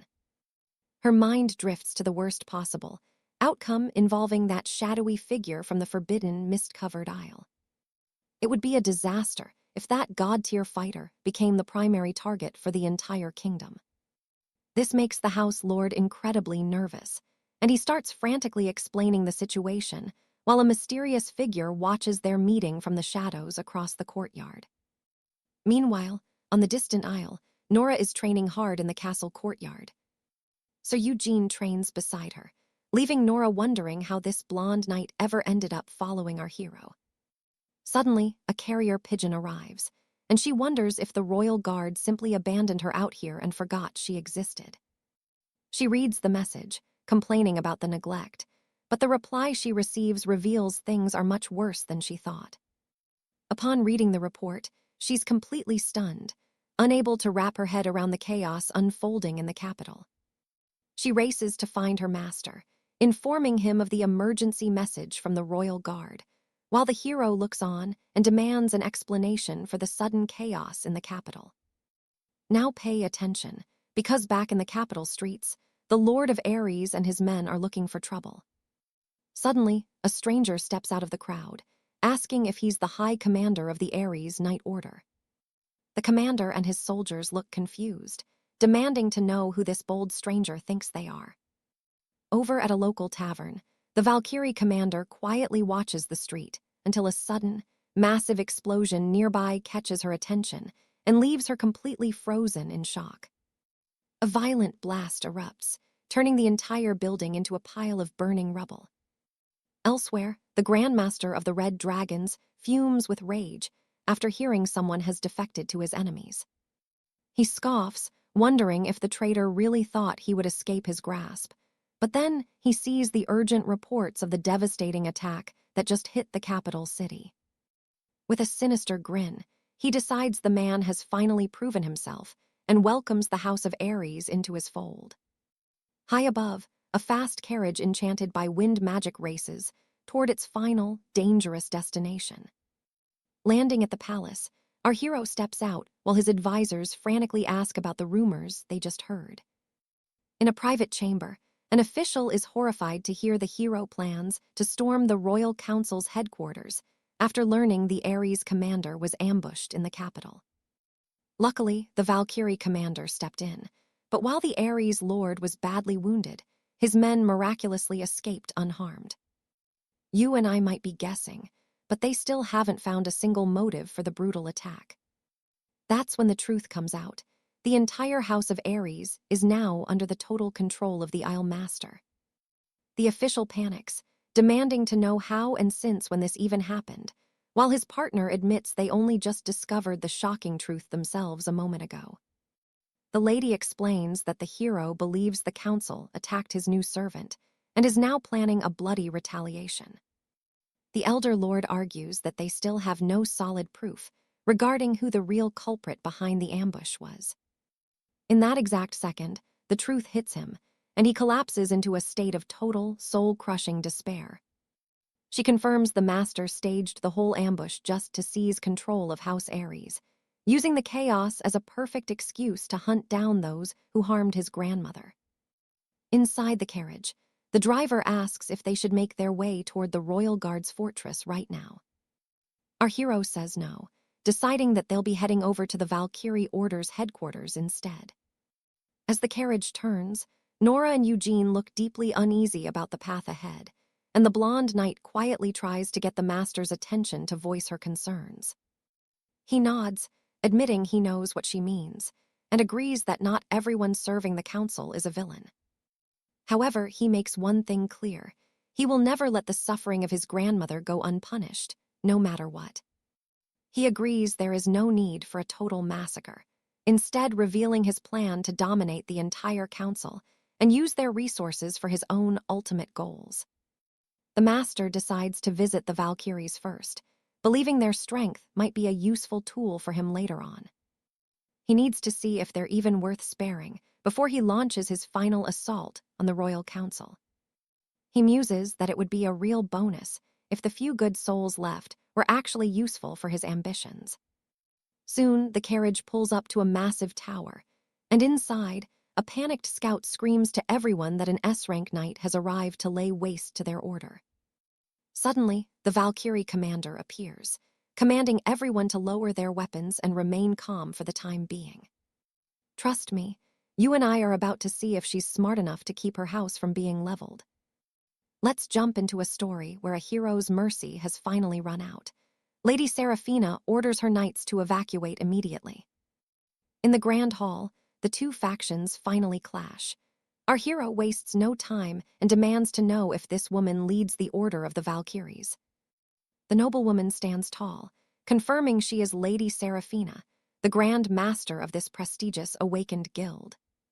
The master realizes she's far more powerful than the local tavern rumors claimed. He senses a rare talent that could be useful. Seraphina claims she only confronted him to talk, never intending to harm the master. "Watch this," he mentions the House of 𝒀𝒏𝒄𝒄. The lady is totally stunned, rendered speechless by that name. The master sneers, asking if she truly plans to claim total ignorance about their dark involvement. Terrified, she realizes the 𝒀𝒏𝒄𝒄 massacre was just the start. He won't stop until the entire High Council pays for their crimes. Our hero looms over her, demanding a full explanation of every dirty detail she knows. The lady admits her order was disbanded to hold 𝒀𝒏𝒄𝒄 accountable for their horrific actions. But the Grand Chancellor buried the truth after taking a massive bribe from the 𝒀𝒏𝒄𝒄 lords. She was powerless against the Scarlet Order's influence. If the truth leaked, the entire kingdom's foundation would crumble instantly. Seraphina argues that despite the injustice, they had to keep silent to protect the realm. The master steps closer, interpreting her silence as nothing more than cowardly approval. Surrounded by a dark aura, he asks if she really thinks standing by makes her innocent. She panics, fearing he will execute everyone. Her knights scream for him to stop and conjure a massive protective barrier. Watch him shatter the barrier and seize her throat. A loyal knight roars in fury, charging at the master to save his dying leader. But our hero's blonde knight steps in, blocking the strike with her gleaming steel. She delivers a crushing kick, while the red-haired companion unleashes her terrifying dragon transformation and joins the fray. With draconic speed, she pins another member down, threatening to scar her face forever. The master tightens his grip, mocking her greater good. For him, this is about cold, hard family revenge. He asks if she will still cling to those noble ideals while facing her own execution. Weeping, the Valkyrie leader begs him to take her life as the only punishment. "Spare my knights. I will take full responsibility for everything." The young apprentice holds her ground, while the hero calls her desperate plea an absolute absurdity. We cut away to the massive fortress of the powerful Scarlet Order. Two high-ranking lords exit the building while finalizing a shady business deal. The elder lord stops in shock, his phone vibrating as he demands a status update. He answers with a scowl, confused by the frantic shouting on the other end. A dark voice replies that their situation has just become a total nightmare. The contact explains that their target is far more dangerous than they anticipated. This target is a force of nature, and right now, he is heading straight for Grand Chancellor Valerius. Valerius panics and tries to change his previous orders. He screams for his guards to protect him immediately. The mercenary on the line mocks his fear, saying only they can save him now. Reinforcements have been sent, but the man mocks the high and mighty chancellor's fear. He won't discount the fee, leaving Valerius absolutely furious at the mercenary. Furious, the chancellor smashes his phone, cursing the mercenary's name in a blind rage. He orders his aide to gather everyone for battle. The subordinate agrees and rushes to tell the others. Valerius believes he still has the upper hand. Today, everything will finally be settled once and for all. He sits in his carriage. So, you and I are left wondering what comes next. Seraphina is terrified. Stick with me, Arthur claims. He only spared her and her knights because their house could still be a valuable asset. He commands her to follow him. They are heading straight for the gates of the Crimson Order to settle the score. Inside the carriage, the lady demands to know why she is being dragged along. Arthur simply replies that she will be the one to testify against the Duke for his long list of crimes. Her word will justify the carnage he is about to unleash, all while his loyal squire watches in silence. Looking stone cold, our hero vows to bring every one of these criminals to justice. He plans to rally those loyal to the crown, revealing he spared her just so she could witness his will being carried out. The commander of the Shield Maiden Knights finally sees the vision and agrees to follow his lead. Suddenly, the coachman pulls the reins. The road is blocked. A massive army of knights in crimson armor has completely sealed off the main thoroughfare ahead. The party steps out, standing tall against the sea of enemies gathered to stop their advance. Arthur tells his allies to stand back. A dark, suffocating aura erupts from him as he claims this vengeance for himself alone. A crimson captain spots them and screams for his men to cut the bastard down where he stands. Arthur unleashes his power, obliterating the first wave. Trust me, you and I are about to see his true strength. Far away, Duke Alistair listens through his scrying stone to the echoes of his men screaming for help. A mysterious figure by his side asks if this is the legendary S-rank knight, mocking that he doesn't look very impressive. He warns the Duke that he is lucky, because right now, Arthur is barely using a fraction of his true power. The terrified Duke begs the stranger to kill the monster. With a wicked grin, the mercenary agrees to handle it for a massive pile of gold. Back at the front lines, another soldier is sent flying with a single, devastating blow. Steam rises from Arthur's fists as he surveys the carnage, wondering if he has finally cleared out all the small fry. The Shield Maiden commander is speechless. One man has just wiped out the entire vanguard of the Crimson Order. She realizes now that she made the right choice by siding with Lord Arthur. His young squire smiles, noting that the master was being merciful today since he left most of them breathing. Arthur's expression shifts as he senses a deadlier presence. He tells his pupils to retreat to a safe distance immediately. A massive pillar of flame erupts without warning, nearly consuming them. The girls panic as Cedric throws up a shimmering protective barrier to save them. Yet Arthur remains standing perfectly still, untouched by the inferno raging all around him. Lord Julian is genuinely shocked to see that our hero is still standing after taking such a direct hit. Arthur acknowledges the strength of the strike, but the stranger just laughs, calling it a simple greeting for a legend. Smirking, the man reveals he is also an S-rank, introducing himself as Lord Julian of the Shadow Syndicate. The girls are terrified. The orange-haired mercenary glares at Arthur, declaring that the hero's time of death has finally arrived. "You and I know that name means trouble." She repeats the name of that forbidden cult of assassins. Next to her, the blonde apprentice is paralyzed, the words dying in her throat from pure terror. They look on with blank stares, wondering just how deep the syndicate's corruption truly goes. The commander knows how grave this is. Most knights use their gifts to serve the realm, but some only crave chaos. The Shadow Syndicate is a dark union of knights who use their powers for pure evil. She recalls questioning the Duke about this group years ago. He denied their existence then, but she never stopped suspecting the old fox. Back in the present, Julian flashes a confident, murderous grin at our hero. The commander finally realizes the Duke has been in league with the Syndicate all along. The old Duke screams that Arthur isn't the only S-rank power and that he'll pay. Meanwhile, Julian is confused by Arthur's lack of any reaction. Julian grows irritated, complaining that Arthur did not give him the dramatic reaction he was hoping for. Looking completely bored, Arthur replies that he already knows exactly who this blonde jester is.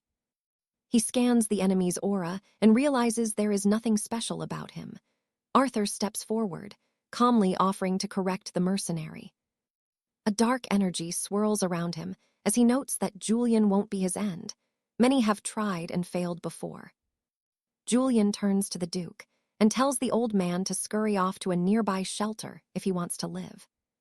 But the Duke snaps back, refusing to take orders from a mere sellsword while he wants to watch the execution.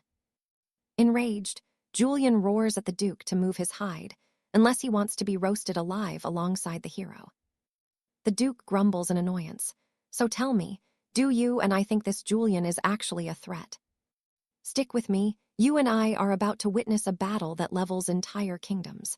One knight curses and retreats while the enemy mocks our hero's arrogance. Seeing the incoming carnage, the Grandmaster warns the young noble ladies to stay away from the main battle. The enemy prepares a massive surge of mana, asking if the young warrior will still boast after this strike. Dylan leaps high, unleashing a Tier 6 spell called Inferno. A colossal, flaming demonic skull screams toward Arthur. Our protagonist is genuinely surprised by the sheer velocity of such a high-level magic incantation. He wonders if this terrifying speed comes from some kind of hidden, unique trait the enemy possesses. Far away, Lady Seraphina screams for her master as the heat becomes unbearable, melting the very ground with pink energy.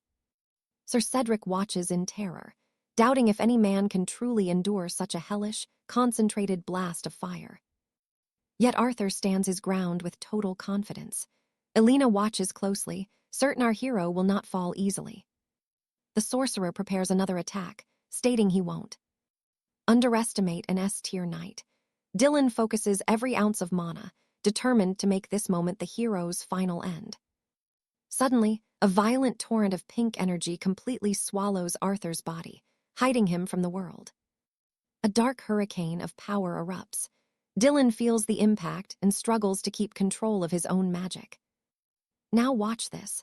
A monumental explosion rips through the air where the two men were just fighting. Far off, Duke Sterling feels the earth shake. Dylan offers a mock apology for the chaos he caused. He tells the old man to consider this a free and violent renovation of the Guild Citadel headquarters. The sorcerer ignites a magic circle, unleashing a blast that vaporizes everything in the area with impressive force. The entire headquarters is lost to the flames as Dylan stares coldly at the ruins he created. With a dark laugh, he boasts that no soul alive can hope to stop his fire magic. Sterling is fuming at the destruction, but he justifies it. If Arthur is dead, the building is worth the sacrifice. Elena cries out in panic, realizing these flames are hot enough to liquefy solid concrete. She fears even the master can't survive this. No one has ever seen a fire this absolutely massive and terrifying. Seraphina takes command, ordering the immediate evacuation of any survivors before the next shockwave hits them. She knows the real battle is only beginning, and they must contain the damage right now. But she tells them to keep faith, Her master is not a man who falls to this. You and I knew this wasn't over. Suddenly, a dark vortex appears, devouring the pink flames like a black hole. Dylan freezes in absolute horror, unable to comprehend how his greatest spell is being erased from existence. A voice echoes that while the fire was impressive for this land, to him, it's just basic magic. With a calm smirk, Arthur steps forward, telling his foe that he is still leagues below him. The blonde adversary snarls in rage at the insult. Arthur then manifests a spear from pure shadow magic. In a blink, Arthur strikes. The Grandmaster of the Crimson Order watches the scene in total, paralyzed panic. A flood of red energy instantly consumes the sorcerer, leaving no room for escape or even a prayer. The resulting red blast lights up the entire city like a second sun, creating a massive glare. Nearby, a knight and Lady Selene arrive at the ruins, lamenting that they arrived too late. Selene notes, there's no point in rushing in now that the heavy lifting is already finished. Her partner knows Arthur will finish up soon. Remarkably, Dylan is still standing among the smoldering embers. With eyes full of hatred, the sorcerer prepares for one last desperate stand against the unstoppable hero.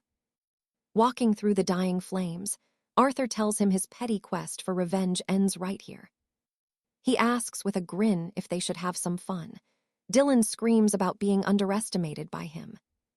Arthur doesn't slow down, walking through the wall of fire as if it were a light breeze.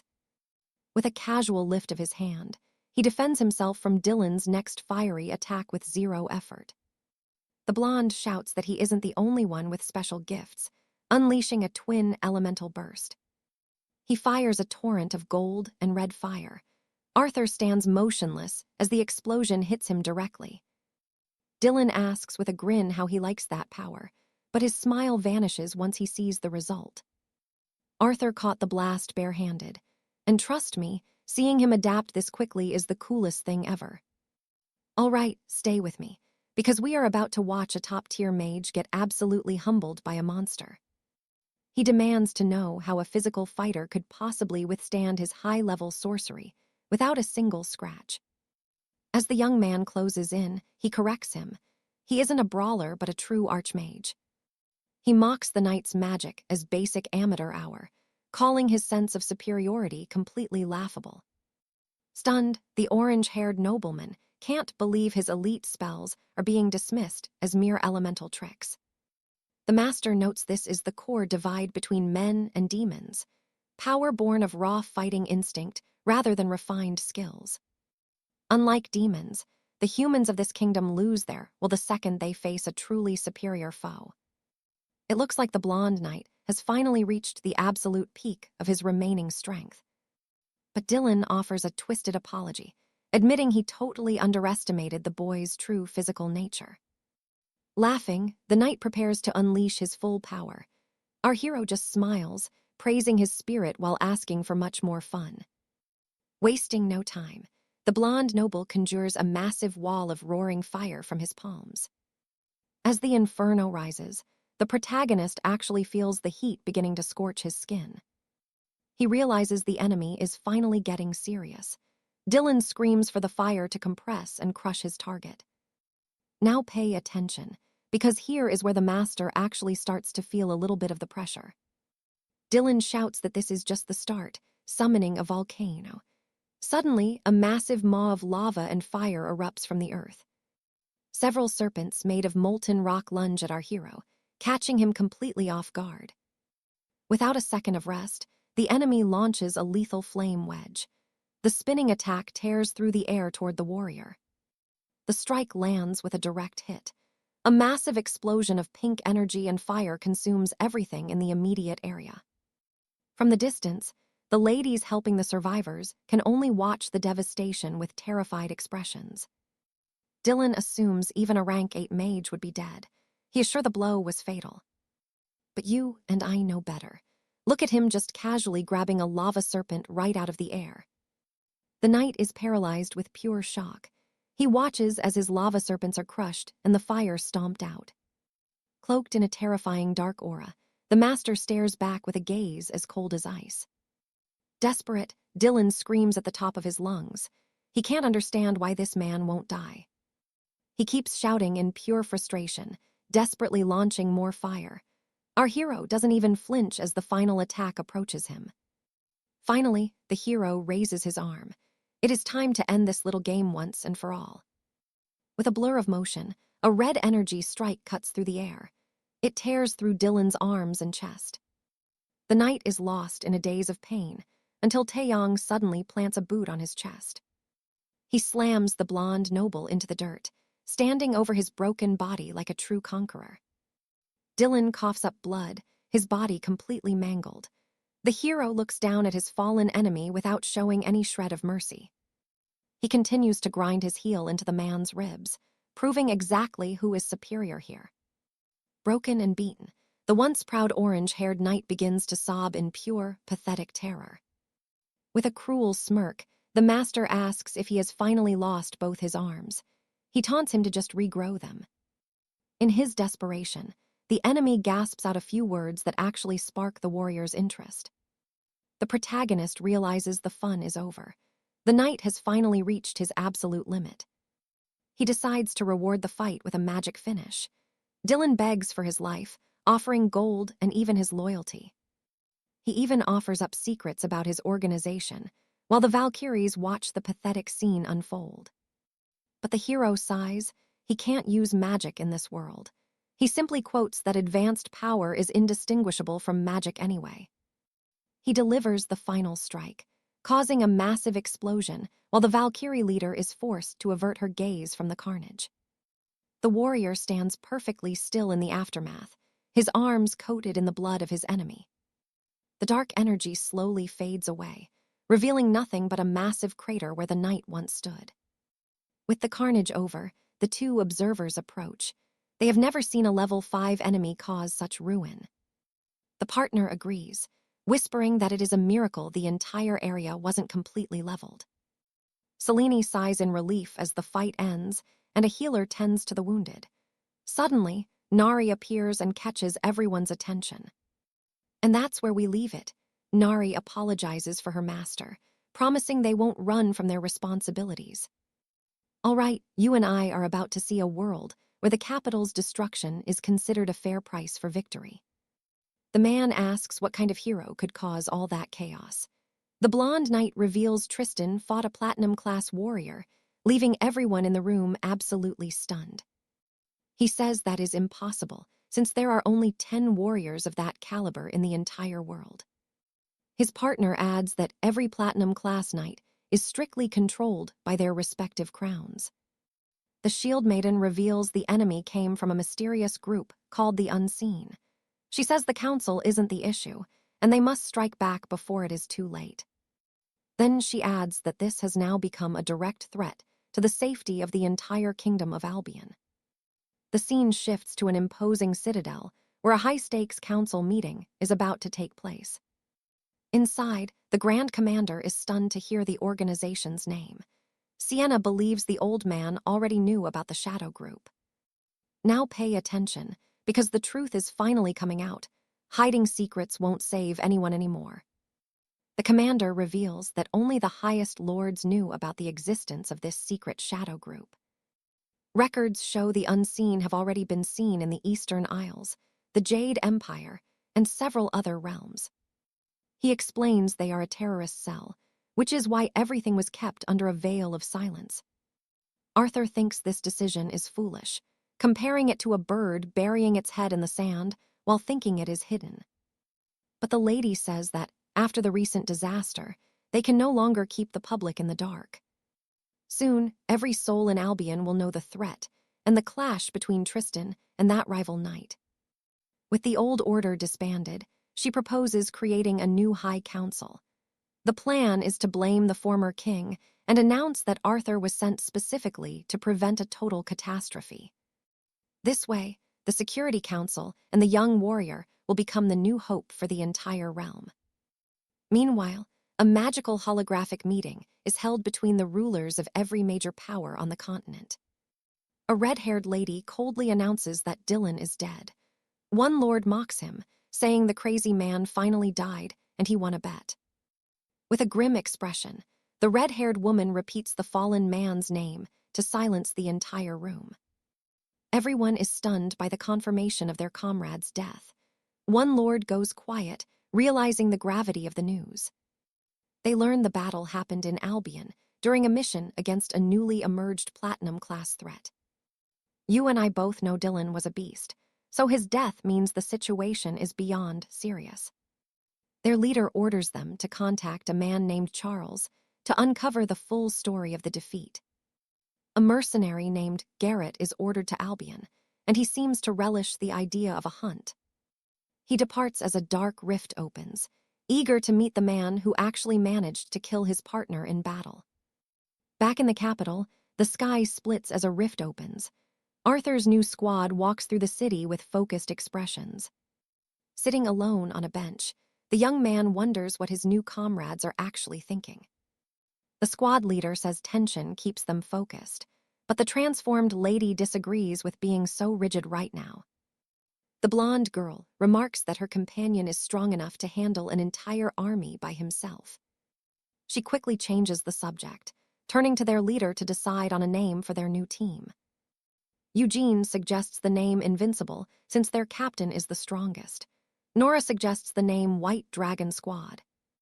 The others get annoyed, asking if they are just lazily mixing together two old squad names like a cheap stew. Then Sienna joins the conversation and suggests they call themselves the Untouchables for their new title. She explains it means no one can even lay a finger on them. The girls love the cool idea and quickly agree. The squad is officially christened the Untouchables, and the young leader seems satisfied with the choice. The captain nods in agreement, but suddenly, the entire team looks toward the sky in absolute shock and surprise. The rift begins to expand rapidly, terrifying every soul present. The blonde knight realizes this is just like the market massacre. Sienna and the dragon woman tense up at the threat. Arthur faces the growing void with total confidence and a gaze of pure steel. Nora looks at her master and finds peace, knowing that with him there, nothing can hurt them. A panicked soldier screams for a retreat. Within the dark vortex, sinister red eyes glow with a murderous, evil energy. While the other warriors flee, Arthur stands his ground, refusing to move. A massive, monstrous claw tears through the rift. A colossal dragon emerges, and Arthur wonders if this is a sick prank. And that's where we leave it.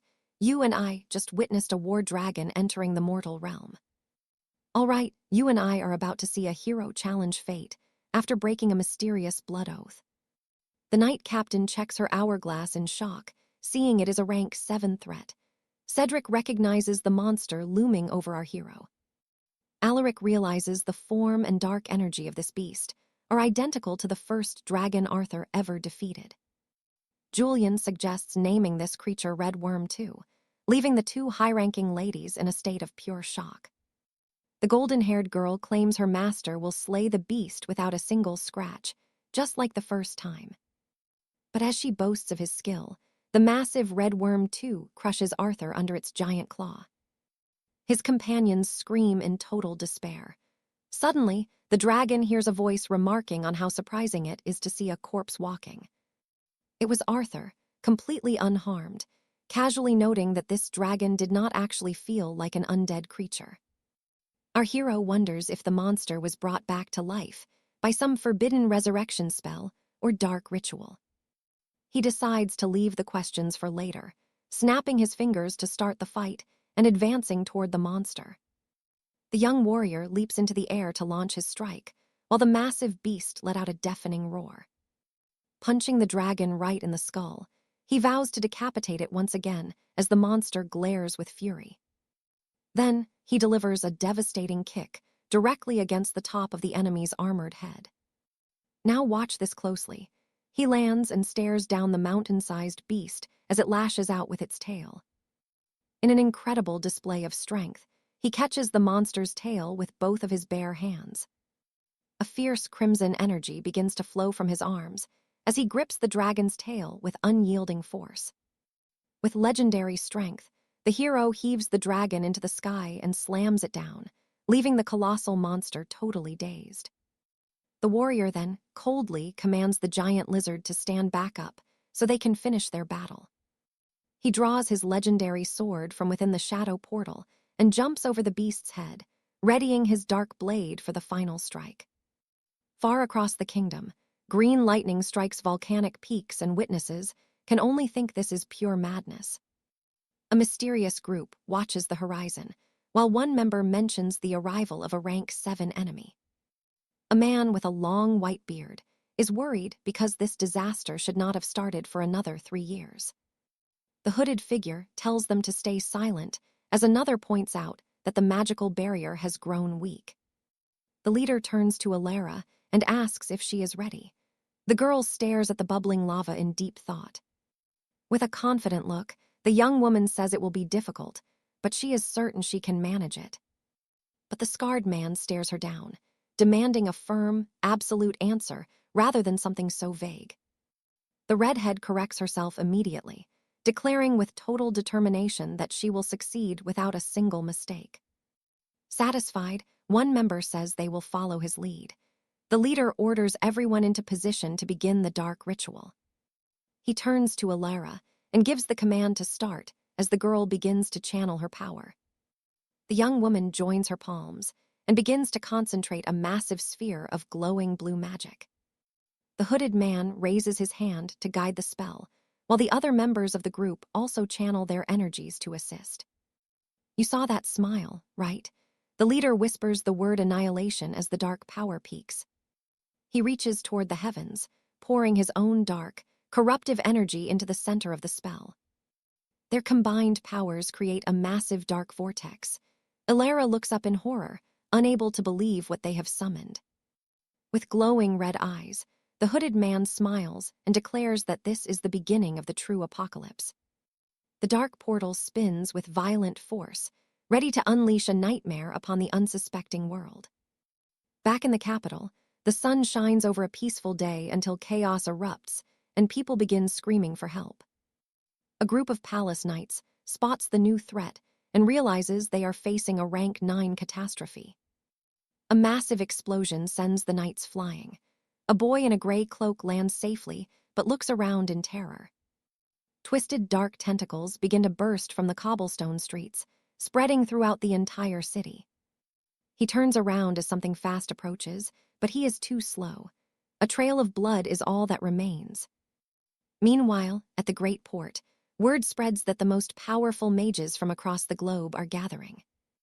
Inside his carriage, our hero looks out at the passing scenery and asks if the rank S mages will arrive. His servant confirms that the empires of the West and East are sending at least 3 legendary heroes in total.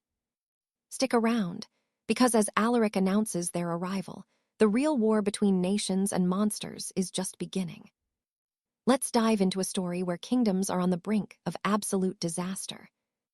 Nari wonders if the legendary Anderson from the Western Isles will also join this fight. Her master just smirks, finding the tension exciting. The blonde girl recalls that their enemy is only rank 9, so it should be simple for a legendary hero like him. He pats her head, telling her to relax because everything is under control. Stepping off their transport, a man asks if they are the gifted knights from Korea.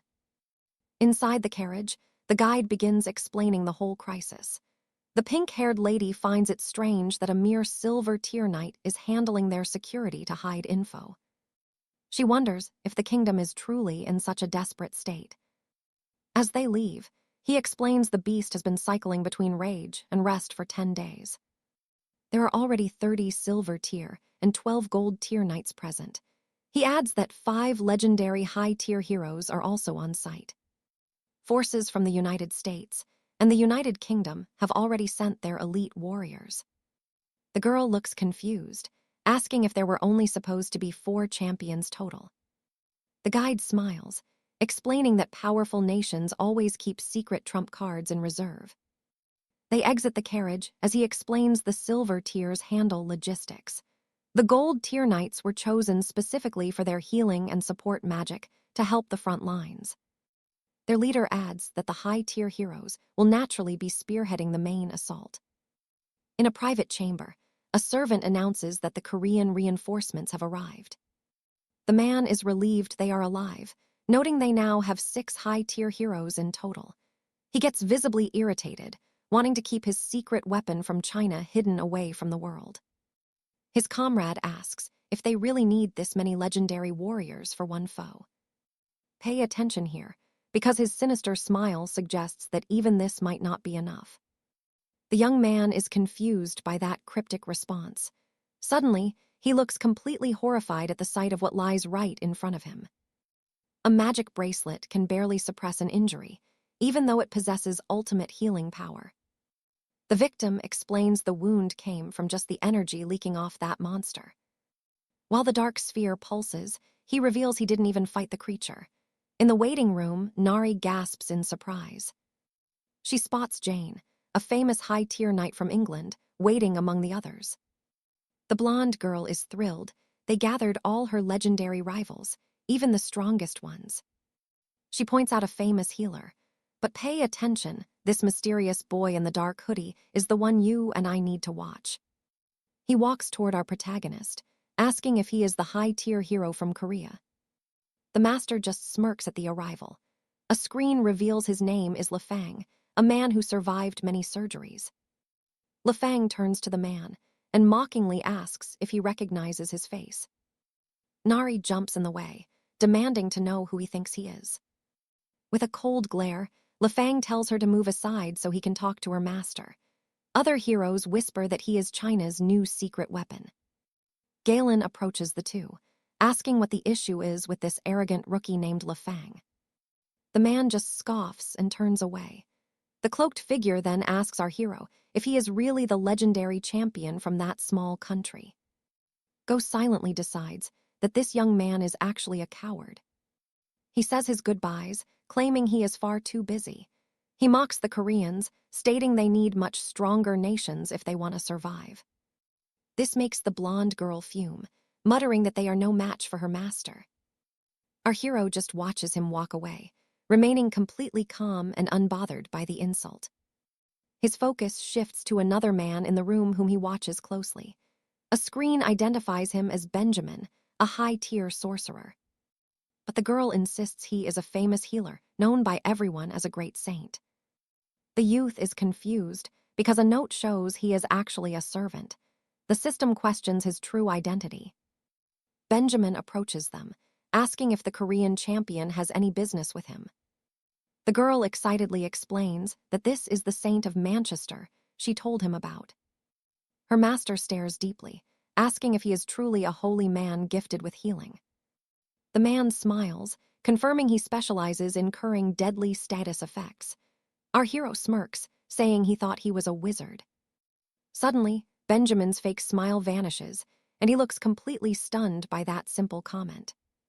He laughs, claiming healing magic is fake, but trust me, you and I can see he's hiding something big.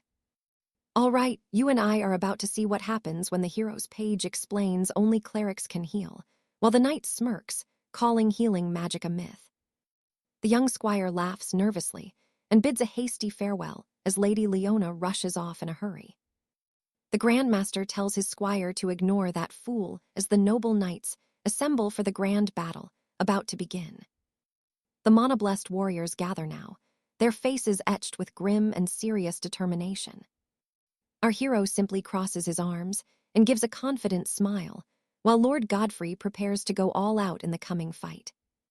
From the edge of the square, the knights witness the capital city completely leveled and destroyed by the enemy. The golden-haired lady scans the ruins, noting that she cannot see Duke Sterling anywhere in the vicinity. The other lady realizes the plan is to let lower knights exhaust the beast before Lady Alina and Sir Gawain support the Duke's final strike. The hero's page suspects the Empire believes this conquest will be an easy victory for their forces. The Grandmaster turns to his aide and asks why she feels such a deep and dangerous sense of dread. She explains the Empire has surrendered all spoils of war, which shows the absolute level of their desperation. Our hero says he understands the gravity of what is at stake before ordering his companions to retreat from the field at once. The blonde knight smiles, and says that since they are rank B knights, they would have stayed in the rear anyway, but her master barks a correction, ordering them to abandon the battlefield entirely. With glowing eyes, he agrees that the looming clash is going to be far more lethal than they imagined. He felt the knight's power, but never expected it to be this overwhelming and terrifying. Suddenly, the other warriors scream in pure panic. Sir Gareth asks if the assault is beginning, while Sir Tristan opens his mystical and ancient armory portal. He draws a cursed blade that drains the life of its wielder, warning the steel that it must obey its true master. Now pay attention, because this is where a massive, terrifying eye appears in the sky, watching over the fallen city.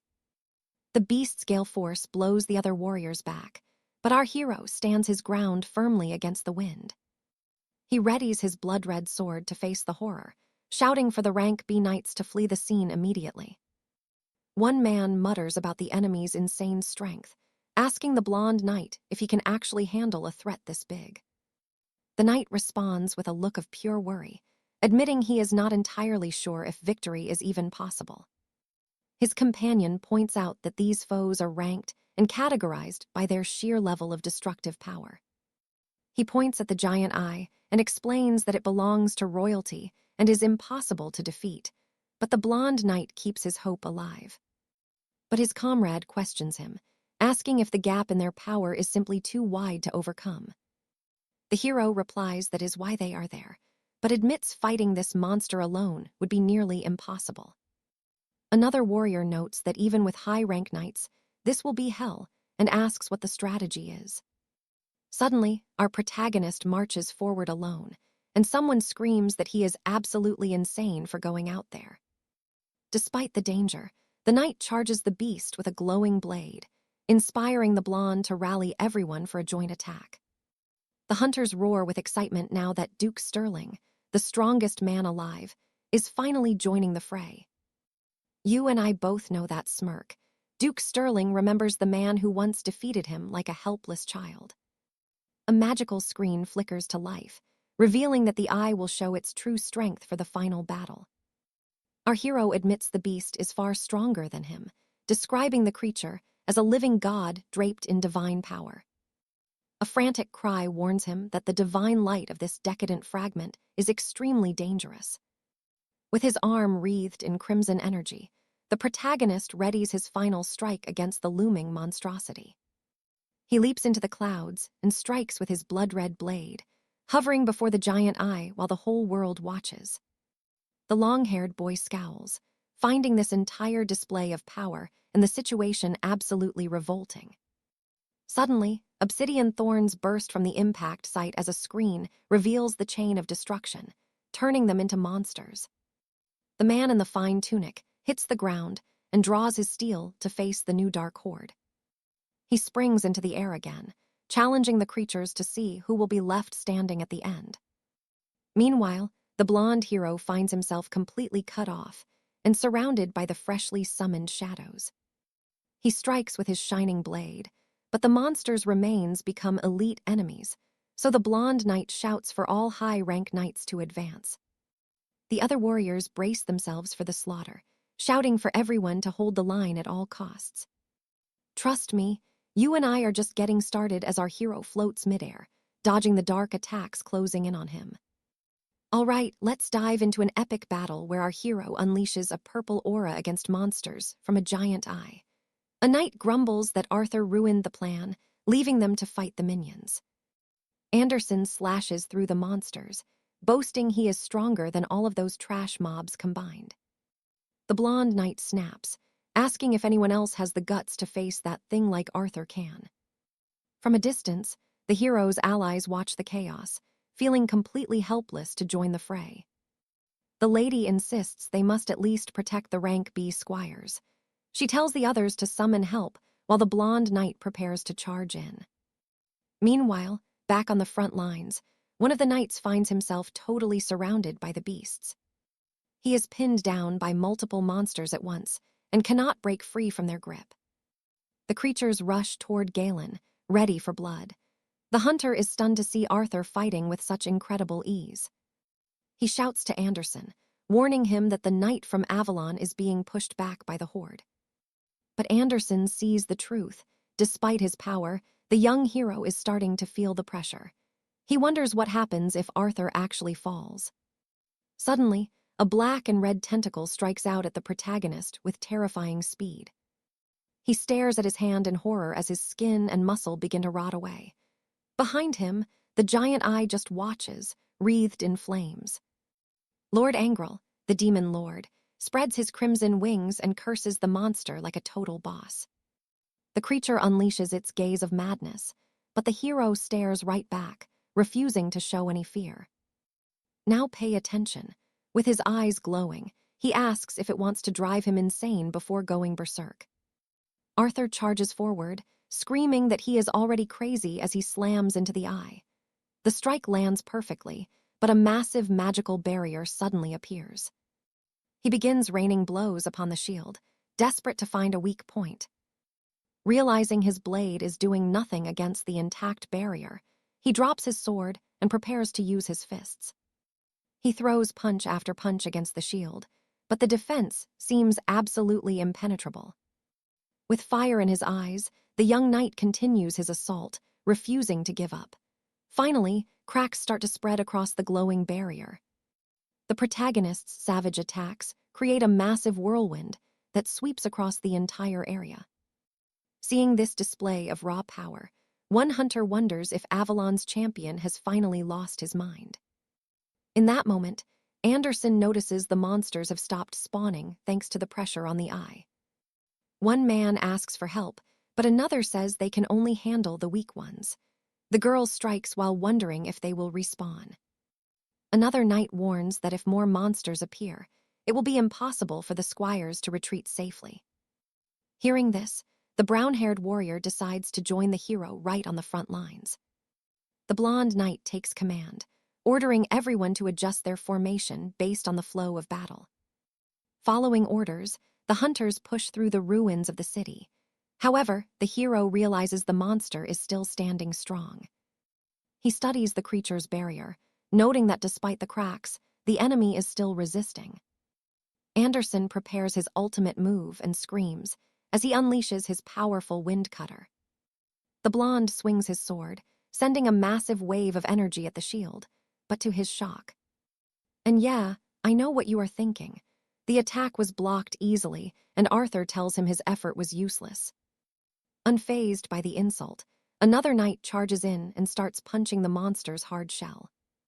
Another hunter puts his whole soul into a throw, hurling a massive rock to break the defense. One of the mages summons jagged purple spikes that erupt violently from the ground. He uses the purple spears to deflect the eye's attacks, but red tentacles soon begin hunting him down. From the back, a knight gets annoyed and demands to know what the front line is doing after hearing screams. Meanwhile, one of the warriors collapses to his knees, clutching his badly mangled and bleeding arm. He looks at his limb in shock as the skin disintegrates. His friend tells him to be quiet because the arm has to go. One of the hunters screams for everyone to dodge a sudden and lethal surprise attack. The young man spins around and barely evades. A red hand grabs the injured knight while the other jumps away. The red hand vanishes, leaving its victim, Mulligan, to slowly turn into dust and blow away. The survivor looks on in pure horror, paralyzed with fear. He gazes at the giant eye and realizes this monster is simply unbeatable. Anderson approaches the protagonist and asks him if there is truly no way for them to win. Trust me, you and I are about to see just how bleak things really are for our heroes. Arthur says it would take a century to win. All right, you and I are jumping into the moment Aliner asks if this beast can even be stopped. The knight in his formal attire admits there is no way to halt it, but Lord Anderson vows to fight while our hero prepares to charge into the fray. The commander thinks to himself that this chaos was just another day in the abyssal void. The weary knights spot the two legends and cheer that reinforcements have finally arrived to save them. Meanwhile, the lady knight rallies the others, holding them back from a suicidal charge into the darkness. Shadows lash out as the knights defend themselves against the encroaching void. From the distance, The colossal eye watches the slaughter, weaving its red tentacles to crush anyone left standing in the field of battle. Arthur grows furious as he realizes one of the strikes is aimed at his own apprentice. Elinor was busy cutting down the smaller monsters, completely unaware of the deadly shadow looming over her head. The winged knight dives at blinding speed, screaming for the girl to move. She looks up, eyes wide with terror, just as the massive tentacle is about to crush the life out of her. She braces for the end, closing her eyes tight, but when she opens them, her master is standing there. He shielded her with his massive wings, calmly explaining that he had already ordered the others to pull back. The hero feels a wave of weakness, while Elinor trembles at the sight of her master's injuries. He mutters that he could easily destroy this false god if only his magic worked here. Then, without warning, a dark star appears in the sky and starts to pulse with a strange light. Trust me, watch this part. Arthur is stunned to feel a familiar power drawing near. He flares his wings, declaring that his true strength has finally returned. His shattered hand begins to reform, glowing with a brilliant emerald energy that lights up the entire battlefield. The girl is terrified, asking what this insane pressure is. Arthur just smiles, tells her to watch closely, and places a hand on her head to initiate a massive teleportation spell. Elinor tries to ask what is happening, but she vanishes before she can even finish her sentence. With a confident grin, he reaches out his hand as his old magic floods back into his soul. Across the field, the knights flee in total desperation from the shadow tentacles. But the darkness is far swifter, coiling around the heroes and trapping them in a nightmare they cannot escape from.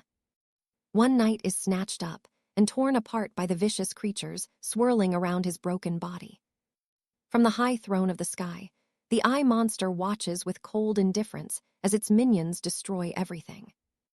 The remaining warriors are paralyzed by shock, having no idea how to survive this hopeless and bloody situation. Lord Anderson drops his blade as the swarm surrounds him. He closes his eyes, fully expecting his life to end. But then he glances back and sees Arthur casually speaking to his apprentice amidst the absolute carnage. The hero whispers a single word, teleport. Instantly, the Lady of the Valkyries vanishes just as the shadows were about to strike her down. Sir 𝒀𝒏𝒂𝒂𝒔, moments away from being eaten alive, suddenly disappears into thin air. Sir Gawain, trapped in a dark cocoon, is also gone. Lord Anderson, who is waiting for death's cold embrace, finds himself whisked away from the monsters in a flash of light. With the knights gone, Arthur stands alone to face the colossal god of the abyss. He looks at the Titan and admits it is surprisingly strong. As his green aura flares and his wings spread wide, he faces the sea of monsters jumping at him from every single side. Now pay attention, because Arthur ignores the small fry and focuses entirely on the main enemy. A blinding aura of emerald light wraps around his body as he prepares his ultimate spell. He unleashes the solar veil, forcing the very sun to turn pitch black in the sky. The resulting shadow makes the creatures of the void dissolve and vanish into nothingness instantly. They let out blood-curdling screams as they are incinerated by the emerald flames burning them alive. The giant eye roars in fury, wondering where this man came from who cannot be drained of his mana. With a gaze of pure ice, our hero stares down the beast and tells it the time has come. Massive shadows ripple across the earth as he releases his full might. The sky turns to midnight as the eclipse finishes, and the monster begins to crumble into dust before our very eyes. A sphere of pure darkness replaces the sun, crowned by a ring of eternal dragon fire. Suddenly, the world shifts, and the hero finds himself standing in a frozen wasteland under a dead sky. A rift opens, dumping all the teleported knights into a safe location. Elinor screams for her master, but he is nowhere to be found. Her fellow knight looks around in total confusion, trying to make sense of this strange situation. The friend asks where they are, and she realizes they have been moved 60 miles away. Lord Anderson turns around, frantically asking where the legendary winged hero went. The apprentice looks terrified, whispering that it seems her master stayed behind to fight alone. Hearing this, one of the knights panics, wondering out loud if the young man actually survived. Elinor snaps, pointing her sword at the coward who instantly backs away. With a stern look, Lord Anderson tells his soldier to shut his mouth if he wants to stay alive. And that is where you and I leave it, pushing forward into the unknown. Stick with me. You're about to see how our hero used forbidden magic to heal up and vanish. The apprentice confirms her master's promise to reunite soon. Meanwhile, Sir Gawain is left reeling, convinced the young man was just a swordsman and definitely not a high-level mage. The warrior woman demands to head back to the battlefield, searching for any way to reach the ruins. Sir Gawain tells her that royal transports are on their way, and he intends to use them. The ladies beg to join the search, desperate to find their master. With a polite bow, they plead for the chance to accompany the knights. Gawain knows having such skilled fighters by his side is a win, so he agrees to bring them. Elsewhere, a hooded figure surveys the ruins, sensing pure magic in the air. He gazes at the eclipse, shocked by the overwhelming power unleashed during the battle. Lady Arabella warns that events in the Eastern Empire have spiraled out of control. Now pay attention. They need to identify the mysterious mage who resisted such massive primordial energy. The Grand Master orders them to contact Lord Bennet to uncover the mage's true goals. Then, Arabella asks how they should handle Lord Gainlon and if he poses a threat. She reports that Gainlon is absolutely livid at the northern hero for meddling in his secret mission. The stern leader tells him to wait, as the conflict in the Empire is already finished. She departs as the master vows not to let his plans fail. Meanwhile, the sky clears, and our hero demands that the hidden watcher show themselves. Suddenly, a tiny shadow creature wearing a porcelain mask manifests right before his very eyes. You and I both saw that coming, right? The creature kneels, hailing the hero as his true king. Our protagonist tells his servant to rise and stares him down. The shadow servant explains that the others are missing. He only sensed the king's massive aura returning. Realizing the stakes, our hero commands his loyal servant to open the ancient gate right now. The servant follows orders, and a swirling portal of pure darkness erupts from the earth before him. Instantly, the young hero is pulled inside, racing through a shimmering tunnel of violet magical energy. The scene shifts to a grand, golden throne room where we find our hero seated casually upon the royal throne, legs crossed like he owns the entire world. And that's where we stop. Trust me, you and I are going to want to see what happens next. Ring that bell for more on 𝒂𝒏𝒆.